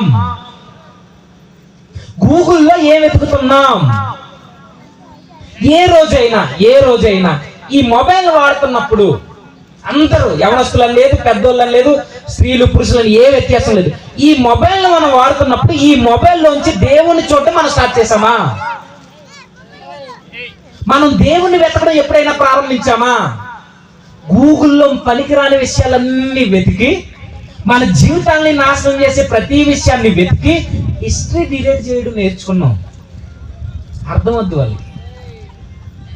పనికిరాని విషయాలన్నీ చాటింగ్లు చేసి క్లియర్ చాట్ చేయడం నేర్చుకున్నాం. మనం హిస్టరీని డిలీట్ చేయడం నేర్చుకున్నాం. దేవుని వెతికే యవన హృదయాలు ఇవి.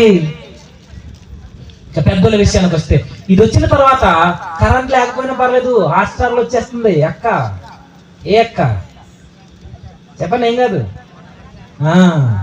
ఆ బాబు గారు అక్క దీంట్లో వచ్చేస్తారు కదా, హాట్స్టార్ మరీ డబ్బులెట్టి మరీ కొనుక్కొని చూసేస్తున్నారండి.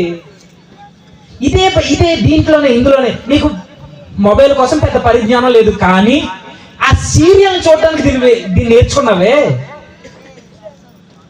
అదే మొబైల్ని దేవుని వాక్యాన్ని వినడానికి యూజ్ చేస్తామా? సొలొమోను చెప్తున్నాడైనా, నువ్వు ఉపయోగించేది ఏదైనా దేవుని వెతకడానికి ఉపయోగించాలి. నువ్వు వాడేది ఏదైనా దేవునితో సహవాసంలో ఉండడానికి, ఒక అడుగు ముందుకేయడానికి ఉపయోగించాలి. ఉపయోగించేవారు ఎవరు? పనికి మాలిన విషయాలన్నీ మనం వెతుకుతాం. మన జీవితానికి అవి ఏమాత్రం పనికిరావు, కానీ నీ జీవితానికి పనికొచ్చే దేవుని మాత్రం వెతకం. అంతెందుకండి, ఇప్పుడు ఏ వచ్చింది, ఏ టెక్నాలజీ, ఆర్టిఫిషియల్ ఇంటెలిజెన్స్. ఇది వచ్చిన తర్వాత చాలా ఈజీ అయిపోయింది. ఎంత ఈజీ అంటే జస్ట్ మనం ఒక ఫోటో ఇచ్చి దానికి చీర కట్టి అంటే చీర కట్టి ఇచ్చేస్తుంది. చూస్తున్నారు కదా, అలా నివ్వకండి. అలా ఇచ్చారంటే ఆల్రెడీ ఇచ్చిన వాళ్ళు లబోదిబోమని ఈ రోజు గుళ్ళు బాదుకుంటున్నారు. ఎందుకు వాళ్ళకి అర్థమవుతుంది. జస్ట్ ఇలా నా ఫోటో ఇచ్చి నాకు షూట్ వేయమంటే షూట్ వేసి చేతిలో ఫ్లవర్ పెడుతుంది, నన్ను ఒక స్టైల్ మ్యాన్ చేస్తుంది. నేనే ఇంత టెక్నాలజీ అభివృద్ధి చెందిందే, ఏది రియల్లో ఏది ఫేక్ కూడా తెలియనంత విధంగా ఇంత డెవలప్ అవుతుంది కదా. ఈ ఏఐ ఆ టెక్నాలజీ కాదు. ఒకరోజు నేను అబ్బురిపోయాను. ఈ ఏఐ బైబిల్లో ఉన్న ప్రతి వచనానికి వివరణ ఇస్తుంది. ఉపయోగించడం చేతన ఉన్నా నీకు? అధ్యాయాలు కాదు, పుస్తకాలను కాదు. ఈ ఏఐ టెక్నాలజీ ఏదైతే ఉందో నువ్వు వాడుతున్న చాట్ జీపీటీ కావచ్చు, జెమినీ కావచ్చు, లేదా పర్ప్లెక్సిటీ ఏదైనా కావచ్చు, ఇవన్నీ ఈరోజు బైబిల్లో ఉన్న వచనాలకి వివరణ ఇస్తున్నాయి. ఉపయోగించడం చేతనవునా? సొలొమోను చెప్తున్నాడు, దేవుణ్ణి వెతకడానికి ఉపయోగించు. గూగుల్ గాడ్, నీ దేవుణ్ణి వెతుకు. నీ దేవుణ్ణి వెతికితే ఆయన దొరుకుతాడంటే ఇర్మియా గ్రంథకర్త అంటాడు, తనను శ్రద్ధతో వెతుకు వారికి ఆయన దొరుకుతాడని. దేవుడు దొరికితే ఏమవుతుంది? దేవుడు దొరికితే ఏమవుతుంది? ఆయన నీ చెంతుంటే నీ లైఫ్ ఏంటో నీకు అర్థమవుతుంది. నీ భవిష్యత్తును ఎలా డిజైన్ చేసుకోవాలో నీకు అర్థమవుద్ది. అసలు నువ్వు ఎందుకు జన్మించావో నీకు అర్థమవుద్ది. నీ కుటుంబాన్ని ఎలా కాపాడుకోవాలో నీకు తెలుస్తుంది. నీ సమాజంలో నువ్వు ఎలా బ్రతకాలో అర్థమవుద్ది. పాపానికి దూరంగా నీ బ్రతుకుని ఎలా కట్టుకోవాలో చెబుతాడు దేవుడు కదా. దేవుడిని వెతికేవారు ఎక్కడ ఉన్నారు? మన జీవితంలో కూడా గుర్తుంచుకోండి యవనస్తులు, మన జీవితంలో ప్రైమ్ టైం, మన జీవితంలో బెస్ట్ టైం ఏదైనా ఉంది అని అంటే ఒకే ఒకటి, అది యవన కాలం, సత్తు ఉన్న కాలం. అది మనకి సత్తు ఉన్న కాలమే. కాకపోతే బాధాకరమైన విషయం, ఈ యవన కాలం పట్టుమని 10-15 ఏళ్ళు ఉండదు. యవనస్తులు ఉన్నారు కాబట్టి చెప్తున్నాను, తర్వాత మాట్లాడుకుందాం అందరి కోసం. ఈ యవన కాలం పట్టుమని 10 ఏళ్ళు ఉండదు. ఇలా తిరిగి చూసేసరికి అయిపోద్ది. 10th అప్పుడే 10 ఏళ్ళు అయ్యిందా అని ఏడుస్తున్నాం ఈరోజు. 10th 20 ఏళ్ళు అయిపోయిందా? 10th 15 ఏళ్ళు అయిపోయిందా? మొన్న కదా జరిగింది, క్రిస్మస్ అప్లోడ్ చేసిందా అని అనిపిస్తుందా మీకు ఎప్పుడైనా? అరే ఆదివారం మొన్నే జరిగింది, అప్లోడ్ చేసింది, వారం అయిపోయింది అనిపిస్తుందా?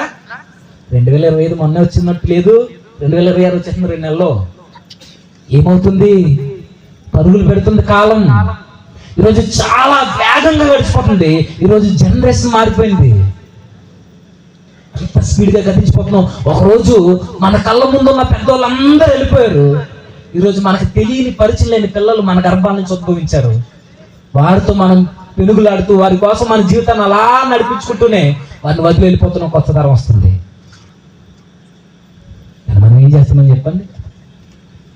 అందుకంటున్నా, మన జీవితంలో ప్రైమ్ టైం, మన జీవితంలో బెస్ట్ పార్ట్ ఏదైనా ఉంది అని అంటే అది యవన కాలం, ఇది సత్తు ఉన్న కాలం. వయసుతో సంబంధం లేదు ఇది. అయితే ఇది చాలా కొద్ది కాలం ఉంటుంది. ఈ కొద్ది కాలాన్ని మనం ఎలా అయితే ఉపయోగించుకుంటామో మన భవిష్యత్తు అలానే ఉంటుంది. ఒక విషయం చెప్తాను అంటే, ఏది విత్తుతామో అదే పంటను కోస్తాం అన్నది వాస్తవం. పౌలు గారు చెప్పారు, మన ప్రకృతిలో చూస్తున్నాం. వరి విత్తితే గోధుమలు కోస్తారు, మీరు జొన్న గింజలు విత్తుతారు, ఏం కోస్తారు? అంతేనా? ఇంకెక్కడ పత్తి గింజలు విత్తుతారు, ఏం కోస్తారు? మిరపలు పండిస్తారు, ఏం కోస్తారు? మనం ఏమి విత్తుతున్నామో అదే వస్తుంది. మామిడి పండు విత్తితే యాపిల్స్ కొయ్యం మనం, అంతే కదా? ఇది వాస్తవం కదా. సేమ్ మన జీవితం కూడా సత్తు ఉన్నప్పుడు ఈ టైంని దేని మీద అయితే ఇన్వెస్ట్ చేస్తామో అదే ఫలాన్ని మనం కోస్తాం. చిన్న ఉదాహరణ చెప్తాను చూడండి. మన జీవితంలో శోధనలు వస్తాయి, బలహీనతలు వస్తాయి, చెడ్డ తలంపులు, ఆలోచనలు వస్తాయి, అందరికి వస్తాయి. ఏ చెట్టుగా అలా చెట్టుగా అన్నట్టు వయసుతో సంబంధం లేకుండా అందరికీ బలహీనతలు ఉంటాయి, ఉంటాయి కదా. అయితే ఈ ఆలోచనలు, చెడ్డ తలంపులు, చెడ్డ ఆలోచనలు వస్తున్నాయి కదా, ఈ మంచి టైంని ఆ చెడ్డ తలంపులతో నింపామనుకోండి. ఈ వయసులో చెడ్డ తలంపులు మనం విత్తాం అనుకోండి, కప్పెట్టాం అనుకోండి, మన మనసులో చెడ్డ క్రియలను మనం కోస్తాం పంటగా. చాలా జాగ్రత్తగా ఉండాలి. చెడ్డ ఆలోచన మనం విత్తితే చెడ్డ క్రియలను పంటగా కోస్తాం. మరలా చెడ్డ క్రియలు కూడా మనసులో విత్తితే ఒక చెడ్డ అలవాటు నువ్వు కోస్తావు. నీ చేతికి వచ్చే పంట చెడ్డ అలవాటు. ఈ చెడ్డ అలవాటును కూడా నువ్వు విత్తావు అనుకో, ఒక చెడ్డ క్యారెక్టర్ని కోస్తావు. ఈ చెడ్డ క్యారెక్టర్ కూడా విత్తితే కట్ చేయకుండా నీ భవిష్యత్తు చెడ్డగానే ముగిసిపోద్ది, చివరికి చీకట్లో చచ్చిపోతావు. మనం ఏ విత్తితే అదే కోస్తామన్నది ఎంత వాస్తవమో, ఈ సత్తు కలిగిన ఈ వయసులో, మన పని మనం చేసుకునే వయసులో, దేవుణ్ణి వెతకాల్సిన టైంలో దేవుడితో టైం స్పెండ్ చేయకుండా చెడ్డ ఆలోచనతో మన మదిని నింపమనుకోండి, చెడ్డ క్రియలు కోస్తావు ఖచ్చితంగా. చెడ్డ క్రియలు కూడా విత్తితే చెడ్డ అలవాట్లు వస్తాయి. చెడ్డ అలవాట్లతో చెడ్డ క్యారెక్టర్ కోస్తావు, చెడ్డ క్యారెక్టర్తో నీ చావును కోస్తావు చెడ్డగానే. అందుకే ఈ వయసు ఉన్నప్పుడు మంచాన్ని పట్టక ముందు మనం చేయాల్సిన పని, ఈ బెస్ట్ టైంని, మన పని మనం చేసుకునే సత్తు కలిగిన ఈ సమయాన్ని మంచి విషయాల మీద వెత్తాలి. పదే పదే పదే పదే అదే పాపంలో పడిపోతున్నానన్నా, నేను అడుగుతున్నాను, ఎందుకు పడిపోతున్నా అదే పాపంలో? నీ మనసుని దానితో నింపవు కాబట్టి. పెద్ద కారణం ఏం కాదు. ఈ మనసు ఎలాంటిదో చెప్పనా? ముగిస్తాను నీకు త్వరగా.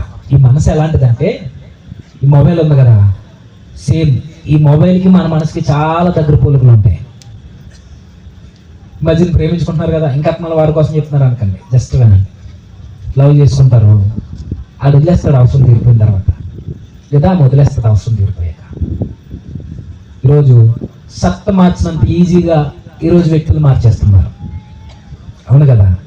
ఈరోజు ఈ ఇన్స్టాగ్రామ్ వచ్చిన తర్వాత మరీ ఎక్కువైపోయింది కల్చర్. ఇన్స్టాగ్రామ్ వచ్చిన తర్వాత ఇన్స్టెంట్గా చెడిపోవడానికి ఐడీలు వెతికి అర్థమవుతాయి ఏమన్నా. దేవుని వెతకడం చేత కాదు మనకి, దేవునితో సహవాసం చేయడం చేత కాదు, కానీ ఇన్స్టాగ్రామ్లో ఇన్స్టెంట్గా చెడిపోవడానికి ఐడీలు వెతికి ఈరోజు వ్యక్తుల్ని డ్రెస్ మార్చినంత ఈజీగా మారుస్తున్నారు. ఈరోజు అందరు కాదు, కొంతమంది. వీళ్ళు ఎలా మాట్లాడుకుంటారో తెలుసా? నీకు ఎంతమంది? వాళ్ళకి అర్థం అవుద్ది, మిగతా వాళ్ళకి అర్థం కాకపోయినా వాళ్ళ కోసం చెప్తున్నా. నీకు ఎంతమంది అంటే, ఒకరోజు ఒకరిని ఒకరు లవ్ చేసుకోవడమే పెద్ద విడ్డూరం, అది వ్యామోహం, దరిద్రం అది, అవునా? తల్లిదండ్రుల మాట వినకుండా మనం వెతుక్కోవడం ఏంటి? ఇదే పెద్ద దరిద్రం. అంటే ఇప్పుడు ఒకరు లవ్ చేయడం కాదు, ఇప్పుడు ఒకరికి 4, ఒకరికి 6, ఒకరికి 10 మంది. నీకు ఎంతమంది అంటే ఆవిడ అందట, నాకు 3. ఒక్కరు ఉంటే ఇంకా అసలు ఫ్రెండ్షిప్ కూడా చేయరు వాళ్ళతో. నీకెంతమంది? నాకు 5. మరి నీకెంతమంది? నాకు 10. అయితే నువ్వే మా లీడరు. ఎవరు లీడరు? ఎవరు ఎక్కువ మందిని మారుస్తారో వారు లీడరు. ఇలాంటి నేను అడుగుతున్నాను, ఏమనుకోవద్దు. ఈ యవ్వన ప్రాయంలో ఇలాంటి వాటి వెనకాల పరిగెడితే మన జీవితాన్ని బాగు చేసుకునేది ఎట్లా? ఈరోజు 5 అంటున్నావు, 6 అంటున్నావు, 10 మంది అంటున్నావు, రేపు పొద్దున పెళ్ళి అవుద్ది. నీ భర్తను మోసం చేయట్లేదా? నీ తల్లిదండ్రులు మోసం చేయట్లేదా? నిజానికి భర్తని తల్లిదండ్రులు మోసం చేయడం కాదది, నీ జీవితాన్ని నువ్వే నాశనం చేసుకోవడం. దేవుడిచ్చిన గొప్ప గుణము, నీ వర్జినిటీ దేవుడు నీ కొరకు ఏర్పరిచిన వ్యక్తులకే ఇవ్వాలి. అంతకన్నా ఇంకా మాట్లాడలేదు నేను. కట్టుకో నీ పరిశుద్ధతని. అందరూ చెడిపోతున్నారు, నేను చెడిపోవడం ఫ్యాషన్ కాదు. అందరు చెడిపోయినా నువ్వు పరిశుద్ధంగా బ్రతకడమే ప్యాషన్, నిజమైన ప్యాషన్. అది క్రైస్తవుడికి ఉండాల్సిన లక్షణం అది. అందుకే అంటున్నాను, సొలొమోను గారు, ఇదిగో నీ బాల్య దినములందు, నీ యవ్వన ప్రాయం ఉన్నప్పుడు దేవుని వెతుకు. మరి మనం ఎందుకు పడిపోతున్నాం, ఎందుకు మనం చెడిపోతున్నాం అని అంటే, మనం దేని మీద ఇన్వెస్ట్ చేయాలో మనకు తెలియట్లేదు. ఈ లవ్ చేసుకున్న తర్వాత వదిలేస్తారు కదా, వదిలేసిన తర్వాత చాలా బాధగా ఉంటుంది. ఉంటుందా ఉండదా చెప్పండి? ఉంటుందా? ఉంటుంది. చాలా బాధగా ఉన్నప్పుడు, పోనీ మనోళ్ళే, మన స్నేహితులు మనల్ని కాదన్నప్పుడు, పెద్దోళ్ళు, మీ వాళ్ళు, మీరే మిమ్మల్ని బాగా ప్రేమించిన వ్యక్తులు, మీరు బాగా ప్రేమించిన వ్యక్తులు, మీ కొడుకులు కావచ్చు, కూతురు కావచ్చు, ఎవరైనా మీ హృదయానికి దగ్గరగా ఉన్న వ్యక్తులు మీకు దూరం అయిపోయారు అనుకోండి, చాలా ఏడుస్తావు. ఆ బాధలో నుంచి బయటకు రావడానికి ఎవ్వరు ఓదార్చలేదు నిన్ను. అలా ఏడుస్తున్నప్పుడు మొబైల్ పట్టుకున్నప్పుడు నువ్వు రీల్స్ చూస్తుంటావు. ఏంటవి? ఎమోషనల్గా సాడ్గా ఉన్నవి, లోన్లీగా ఉన్నవి. ఇంకా చెప్పండి, నీ బాధలో ఓదార్పిచ్చేలాగా కొంతమంది లవర్స్ అయితే కొన్ని సినిమా పాటలు వింటుంటారు. అవి ఎలాంటివి అంటే, ఇంకా మీకు తెలుసు, పాతలు కూడా, దేవదాసు తెలుసు కదా, ఇంకా ఆ మూడ్లోకి వెళ్ళిపోతారు. ఇంకా నువ్వు లేవు, నేను కూడా ఉండను, ఇక నీ వెనకాల వచ్చేస్తాను అన్నట్టుగా ఆ సినిమాలో ఆ పాటలు ఆ రీల్స్ వస్తున్నప్పుడు అందులో హీరో కింద ఈయన ఫీల్ అవుతాడు, హీరోయిన్ కింద ఈవిడ ఫీల్ అయిపోద్ది. అలా మూల కూర్చుని ఏడుస్తూ చేతులు కోసుకోవడం, టాబ్లెట్లు మింగేయడం, దరిద్రం టాబ్లెట్లు మింగేయడం, ఇవన్నీ పైనుంచి దూకేసినట్టు ఆ రీల్స్ అన్ని చూస్తూ మనం అలా ఏడుస్తూ ఉంటామే. ఈ ఏడుపు నిజంగానే వస్తుంది అంటే వస్తుంది. ఎందుకు చెప్తుందంటే ఇప్పుడు ఈ బాధలో ఉన్నప్పుడు ఇలాంటి సాడ్ కి సంబంధించిన ఎమోషనల్ గా మనం లోన్లీగా ఉన్న ఈ వీడియోస్ అన్ని చూస్తున్నామే, ఇవన్నీ చూస్తున్నప్పుడు బాధ నిత్యము ఉంటుందా? బాధ నిత్యం ఉంటుందా? ఇప్పుడు ఈ రోజు ఉన్న బాధ రేపు ఉంటుందా? ఎగ్జాంపుల్ చెప్తాను చూడు. మనం బాగా ప్రేమించిన వ్యక్తులు చచ్చిపోయారు అనుకోండి, చనిపోయారు అనుకోండి, ఎన్ని రోజులు ఏడుస్తాం? చనిపోయిన రోజున్న బాధ వారం రోజుల తర్వాత మనం కార్యక్రమం చేస్తాం, ఆ రోజు అంతే బాధ ఉంటుందా? తగ్గుద్ది. మరలా సంవత్సరం చేస్తాం, మొదటి రోజు చనిపోయినప్పుడు ఉన్న బాధ సంవత్సరంలో ఉంటుందా? 10 సంవత్సరాల తర్వాత ఉంటుందా? ఉండదంటే ఏమవుతుంది?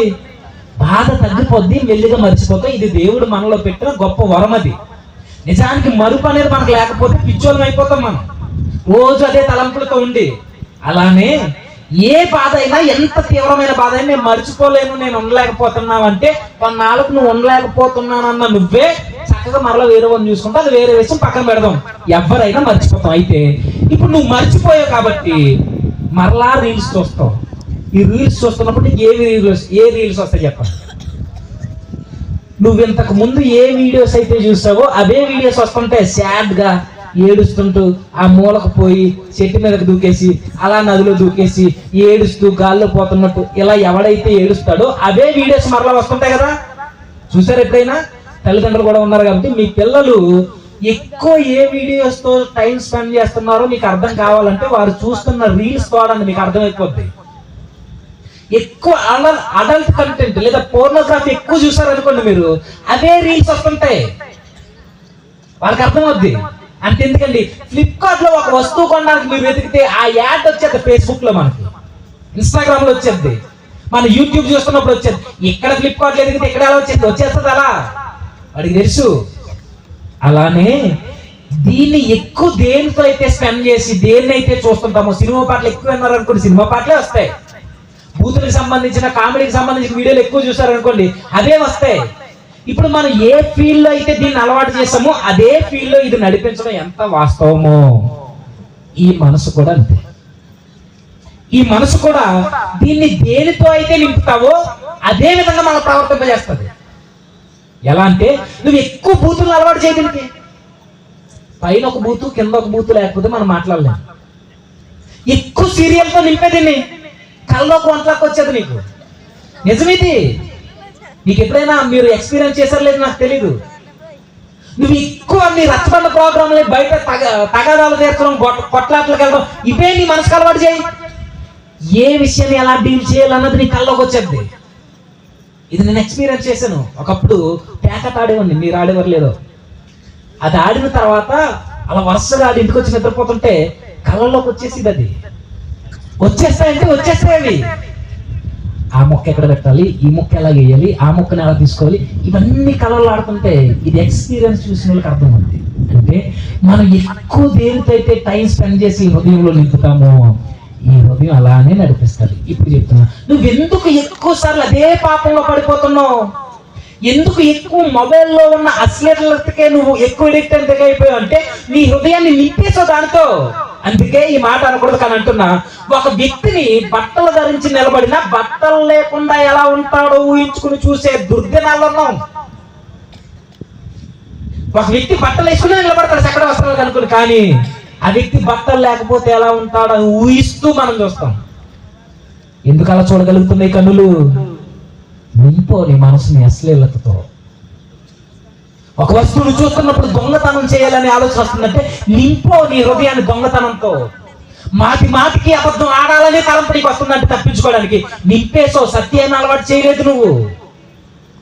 అలా చెప్తున్నాను, ఈ హృదయాన్ని, ఈ మనసుని దేనితో అయితే నింపుతామో అదే పంటని మనం కోస్తాం.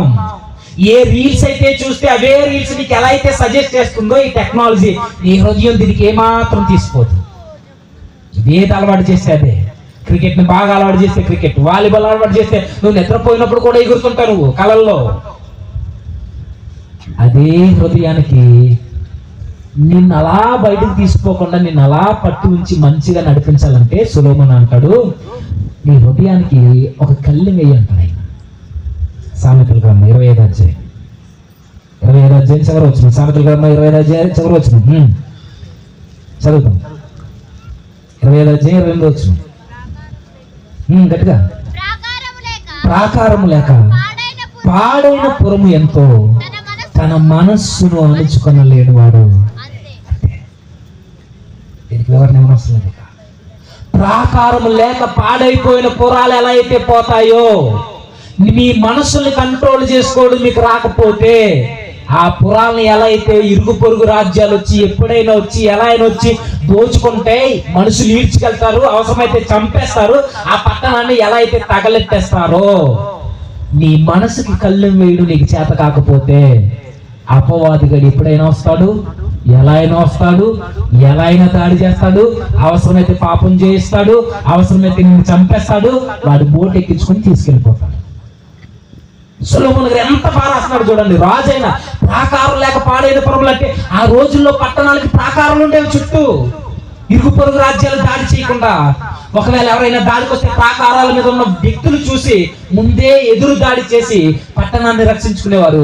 ఆ గోడలు, ఆ ప్రాకారాలు మన గోడల్లో ఉండవు. ఆ ప్రాకారాల మీద సుమారుగా 2 లారీలు అటు ఇటు వెళ్ళిపోతాయి. మీకు ఎరుకో గోడలు తెలుసా, విన్నారు కదా. చైనా వాల్ తెలుసు మీకు. ఈ ఎరుకో గోడల మీద 2 లారీలు అటు ఇటు వెళ్ళిపోతాయి. ఎందుకు ఇంత బలమైన గోడలు అంటే, ఎందుకు ఇంత బలమైనవి అంటే, ఒకవేళ శత్రు రాజ్యాలు పోరాటం చేయడానికి వస్తే ఆ పురముల మీద లేదా క్షమించండి ఆ ప్రాకారాల మీద ఉండి వారు రాకముందే దాడికి ప్రతిదాడి చేసి పట్టణాన్ని రక్షించుకోవడానికి ఈ ప్రాకారాలు పట్టణాన్ని చాలా బలోపేతం చేసేవి. ఇప్పుడు కూడా మీరు సినిమాలో చూస్తుంటారు, అప్పుడప్పుడు పెద్ద పెద్ద వారి రాజ్యాన్ని కాపాడుకోవడానికి పెద్ద పెద్ద గోడలు నిర్మిస్తారు. ఆ గేట్కి లేదా ఆ పట్టణం లోపలికి రావాలంటే ఒకే ఒక ద్వారం ఉంటుంది. ఆ ద్వారాన్ని ఎవరు ఛేదించలేరు. ఎందుకెంత బలమైనవి అంటే ఆ ప్రాకారాలే పట్టణాన్ని కాపాడితే ప్రైమరీగా సేమ్ మన మనసుకు కూడా ఒక ప్రాకారం ఉండాలట. ఆ ప్రాకారం నువ్వు దేనితో కడుతున్నావు? నువ్వు ఏ ప్రాకారం అయితే వేస్తావో ఆ ప్రాకారం లోపలే నీ మనసు తిరుగుద్ది. ఆ ప్రాకారం వాక్యం అయితే నీకు వాక్యపు తలంపులు వస్తాయి. ఆ ప్రాకారంలో లేదా ఆ కళ్ళెము నీకు దేవుని వాక్యం అయితే నీ మనసు మరలా వేరే వాటి వైపు మళ్ళదు. సన్నిధికి వచ్చి ఇక్కడ పాటలు పాడి బయటికి వెళ్ళి బీరులు లాగేస్తున్నావు అంటే నీ మనసులో వాక్యం లేదు. రాసుకో నీ మనసు మీద, నీ బైబిల్ మీద. ఇక్కడ ప్రార్థన చేసి బయటికి వెళ్ళి బూతులు మాట్లాడుతున్నావు అంటే నీ హృదయం వాక్యంతో నింపలేదు, బూతులతో నింపో. ఇక్కడికి వచ్చి కన్నీటి ప్రార్థన చేసి ప్రసంగాలు వినేసి ఇంటికి వెళ్ళి సీరియల్ చూస్తున్నావు అని అంటే నీ మనసును దేనితో నింపో. సొలొమోను అంటున్నాడు, పెద్ద అయిన ముసలోడు రాజైన జ్ఞాని అయిన సొలొమోను అన్నాడు, నీ హృదయానికి నీ మనసుకి ప్రాకారం లేకపోతే ఎవ్వరు కంట్రోల్ చేయలేరు. ఈ మనసు మంచిగా నడిపించలేదు. దీనికి ఒక రోగం ఉందన్నది బైబిల్ ఈ హృదయానికి. అది ఎంత ఘోరమైందంటే ఇరిమియా గ్రంథకర్త అంటాడు కదా, హృదయము అన్నిటికంటే మోసకరమైనది, అది బహు ఘోరమైన వ్యాధి కలది, దానికి ట్రీట్మెంట్ లేదు. ఈరోజు కుష్టికి ట్రీట్మెంట్ లేదు, ఈరోజు క్యాన్సర్ ట్రీట్మెంట్ లేదు, ఈరోజు షుగర్కి లేదు. ఈరోజు మనిషి దేహానికి వచ్చిన వాటికే ఈరోజు మెడిసిన్ లేకపోతే ఈ హృదయం ఎవరికి కనబడుద్ది? నా హృదయం మీకు తెలుసా? 4 గోడల మధ్య నేను ఎలా ఉంటాను మీకు తెలుసా? ఇంకా ఒక అడుగు ముందుకేసి మాట్లాడాలంటే నీ పక్కన పడుకుంటున్న నీ భర్త ఏం ఆలోచిస్తున్నాడో భార్యలకు తెలియదు. ఒక మనిషి హృదయంలో ఏం ఆలోచిస్తాడో పక్కన ఉన్న స్నేహితుడికి తెలియదు. కన్న కూతురు ఏం ఆలోచిస్తుందో కన్న తల్లికి తెలీదు. ఎంత భయంకరమైన రోగం ఉంది ఈ హృదయానికి. ఆ రోగం ఎలా ఉంటుందయ్యా అని మరలా బైబిల్ అడిగితే అంటాడు యెషయా గ్రంథకర్త, నడినెత్తి మొదలుకొని అరికాళ్ళ వరకు కొంచెము కూడా స్వస్థత లేదు. మెత్తని చేయబడని పుండ్లతో, నూనె పోయబడని పుండ్లతో, చీము నెత్తురు కారుతూ, మన భాషలో రసి గారుతూ బొబ్బలు పెట్టి నడినెత్తి మొదలుకొని అరికాళ్ళ వరకు జబ్బు చేసి బ్రతుకుతున్నామట. ఎంత భయంకరంగా ఉంటుంది మనసు. నలుగురిలో బ్రతికేదే నిజమైన భక్తి అనుకోకండి, ఇది యథార్థత కాదు. ఇది మనం బ్రతికేది, ఇక్కడ కూర్చునేది, ఇదంతా వేషధారణ. మనలో ఉన్న రియాలిటీ ఎప్పుడు బయటకు వస్తుంది చెప్పండి? ఎవ్వరు మనల్ని చూడనప్పుడు, ఎవ్వరు లేనప్పుడు, మొబైల్ మన చేతుల్లో ఉన్నప్పుడు, ఎవ్వరు లేనప్పుడు, గడియలు పెట్టుకుని 4 గోడల మధ్య మనం ఉన్నప్పుడు, ఎవ్వరు మనల్ని చూడనప్పుడు, మన పక్కన మన లేదా మనం చూస్తున్న వ్యక్తులు మనకి ఇష్టమైన వ్యక్తులు కనబడుతున్నప్పుడు, స్త్రీలైనా పురుషులైనా, అప్పుడు లోపల నుండి బయటకు ఒకడు వస్తాడు. అది రియాలిటీ. బైబిల్ దాన్ని అన్నది అది చాలా ఘోరమైనది, బహువ్యాధి. ఆ వ్యాధికి మెడిసిన్ లేదు, దానికి సైన్స్ నీ హృదయాన్ని బ్రతికించలేదు. ఈ టెక్నాలజీ ఎంత డెవలప్ అయింది, ఇక్కడ కూర్చుని చంద్రమండలం మీద ఏం జరుగుతుందో చూస్తున్నాం. ఈ టెక్నాలజీ నీ హృదయానికి కళ్ళు వేయలేదు. ఇది వచ్చిన తర్వాతే, టెక్నాలజీ పెరిగిన తర్వాతే ఇంకా క్రైమ్ రేట్ పెరిగింది. ఈ కొత్త కొత్త యాప్స్ అన్ని వచ్చిన తర్వాత, ఈ సోషల్ మీడియా పెరిగిన తర్వాతే ఈ రోజు కాపురాలు కూలిపోతున్నాయి. మన ఏరియాలో లేకపోవచ్చు, కొంచెం సిటీ ఏరియాస్కి వెళ్తే నీకు అర్థమవుతుంది. టెక్నాలజీ పెరిగిన తర్వాత, విద్యలు పెరిగిన తర్వాత. అలా ఇది తప్పు కాదు, మన హృదయం మంచిది కాదు. ముందు ఇది మాట వినది, ఇది మంచిని చూడనివ్వదు, మంచిని చేయనివ్వదు, మంచిని మాట్లాడనివ్వదు. ఇది చెడ్డ తలంపుల వైపే నడిపిస్తుంది. అందుకే పౌలు గారు అంటారు, ఈ మనసుని ఏవి మంచివో, ఫిలిప్పీ పత్రిక 4 మీకు తెలుసు 8వ వచనం, ఏవి ఖ్యాతి గలవో, ఏవి సత్యమైన అన్న మాట మీరు ఇంటికి వెళ్ళిన తర్వాత చదవండి. అపోస్తలుడైన పౌలు గారు అంటారు, ఏవి ఖ్యాతి గలవో, ఏవి సత్యమైనవో, ఏవి మాన్యమైనవో వాటి మీద ధ్యానం ఉంచుకుని. ధ్యానం ఉంచడం అంటే మీ మనస్సును వాటి మీద నిలపండి. మీ మనసుని సత్యమైన వాటి విషయం మీద నింపండి. మీ మనసులో దేవుని వాక్యాన్ని నింపండి. మీరు అనుకోవచ్చు, వాక్యం నిజంగా మనసును మారుస్తుందా, కంట్రోల్ చేస్తుందంటే, నినేవే పట్టణస్తులు క్రూరులు, హింసకులు, దోషకులు, వ్యభిచారులు, తంత్రగొట్టులు, ఇలాంటి వాళ్ళు ఎట్లా మారిపోయారు? యోనా గారు వెళ్ళి వాక్యం చెప్తే, నినేవే పట్టణస్తులు అంటే చిన్నోళ్ళు అనుకోకండి. నినేవే పట్టణస్తులు ఎవరో తెలుసా? ఈ ప్రపంచాన్ని 4 సామ్రాజ్యాలు పరిపాలించే బబులోనీయులు, మాదీయ పార్శికులు, గ్రీకులు, రోమీయులు. తెలుసు కదా చరిత్ర. ఈ 4 సామ్రాజ్యాలు ఈ ప్రపంచాన్ని పరిపాలిస్తే, ఇంక్లూడింగ్ ఇండియా పరిపాలిస్తే, ఈ 4 సామ్రాజ్యాలకి పుట్టగతులు లేనప్పుడే ఈ ప్రపంచాన్ని పరిపాలించిన మహా సామ్రాజ్యం ఉంది. అదే సామ్రాజ్యం చెప్పండి, అస్సూరు సామ్రాజ్యం. ఈ అస్సూరు సామ్రాజ్యానికి రాజధాని నినేవే. మనకు రాజధాని లేదు, కానీ తెలంగాణకు రాదు కదా. తెలంగాణ నీకు హైదరాబాద్ ఉంది కదా. హైదరాబాద్ కల్చర్ మీ ఊర్లో ఉంటుందా? ఉండదు. ఎందుకు ఉండదు? అక్కడ కొంచెం అప్డేట్గా ఉంటారు. దేనిలో? నీతిలో కాదు, జీవితాన్ని నాశనం చేసుకోవడంలో. అక్కడ సిరుగు పని గొడ్డలు అన్ని వేసుకున్న తర్వాత ఇప్పుడు మనకు వస్తుంది ఆ ట్రెండ్. కొన్ని సంవత్సరాలు గడిచిపోయిన తర్వాత, అక్కడ రోడ్ల మీద తిరిగేసిన తర్వాత, జీవితాన్ని నాశనం చేసుకున్న తర్వాత, ఆ ట్రెండ్ అన్నట్టుగా అదేదో మనకి నాశనం చేయదు, మనకు మేలు కలిగించేదిగా ఇక్కడ మనం ప్రజెంట్ చేస్తాం దాన్ని, నాశనం చేసే వాటిని. ఇప్పుడు మన రాష్ట్ర రాజధాని ఇంత విచ్చలవిడిగా తిరుగుతుంటే, ప్రపంచాన్ని పరిపాలించిన రాజధాని నినేవే. మనుషులు ఎలా ఉంటుంటారు? నహూము గ్రంథం 3వ అధ్యాయం చదవండి, నీకు అర్థమవుతుంది. ఇంటికి వెళ్ళాక నరహత్య చేసిన పట్టణమా అని స్టార్ట్ చేస్తాడు నినేవేను గురించి. వారు మనుషుల్ని చంపేసి గుట్టల కింద వేసేసి గోల కింద గడేయారట. మనుషుల్ని చంపేసి అంత క్రూరులు. మనుషులు నడుచుకుంటూ వెళ్తే కాలికి శవాలు తగులుతాయట. ఇలాంటి క్రూరులు ఎట్లా మారిపోయారు చెప్పండి? వాక్యాన్ని చెప్పబట్టి. అంటే వాక్యము హృదయంలో ఉంటే పాపం చేయరా? చేయరు. 119వ కీర్తన అదే చెప్పుద్ది. మరలా మీరు ఇంటికి వెళ్తారా చదువు 9-10 వచనాల్లో, యవనస్తులు దేని చేత తమ నడతను శుద్ధిపరచుకుందరు, నీ వాక్యమును బట్టి దాన్ని జాగ్రత్తగా చూసుకోవడం చేతనే కదా అని కిందకి 11వ వచనంలో చెప్తాడు. నీ ఎదుట నేను పాపము చేయకుండానట్లు, నీ ఎదుట నేను పాపం చేయకుండానట్లు నా హృదయంలో నీ వాక్యమును ఉంచుకొని ఉన్నాను. అంటే హృదయంలో వాక్యం ఉంటే పాపం జోలికి పోమంటే పోవుగాకపో. లేదు, మరి ఇక్కడికి వచ్చి వాక్యాన్ని వినేసి మనం పోతున్నాం, బయట మన బ్రతుకులు మనలానే ఉన్నాయనంటే హృదయంలో ఏం లేదు. సొలొమోను చెప్తున్నాడు, నీ హృదయంలో వాక్యం లేకపోయినా, నీ హృదయానికి దగ్గరగా దేవుడు లేకపోయినా, వృద్ధాప్య ఛాయలు వచ్చినప్పుడు బిక్కుమని చచ్చిపోతావు. చావు గురించి భయం కాదు అక్కడ, చచ్చిపోయిన తర్వాత నువ్వు ఎక్కడికి వెళ్తావు అది ఆలోచించుకుంటాడు. మనం ఎంత నీతిగా బ్రతికినా, ఎంత పనికి మాలిన పనులు చేసి బ్రతికినా ఎలా అయినా చచ్చిపోతావు. కానీ చావు కదా అక్కడ మ్యాటరు. చచ్చిపోయిన తర్వాత నీ గతేంటి? బ్రతుకున్నప్పుడు నువ్వేం చేసావని దేవుళ్ళు ఎక్కడ అడుగుతాడట.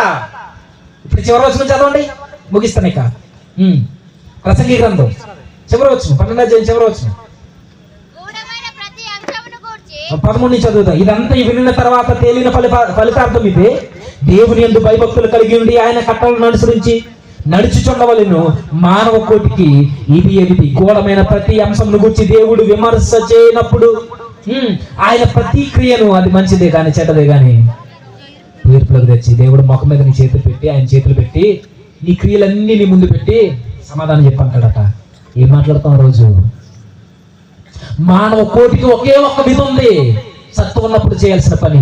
నీ దేవుడితో సహవాసం చేయి, కానీ నీ మనసు చేయనవద్దు. కాబట్టి నీ మనసుకి వాక్యం అనే కళ్ళెమ్మి, వాక్యం అనే కళ్ళు ఉంటే మనిషి జీవితాలు మారతాయంటే పేతురు గారు ఒక్కసారి ప్రసంగం చేస్తే 3,000 మంది వంకరోళ్ళు మారారు. వంకరోళ్ళు ఫుట్ నోట్లు అంటుంది మీరు చదవండి.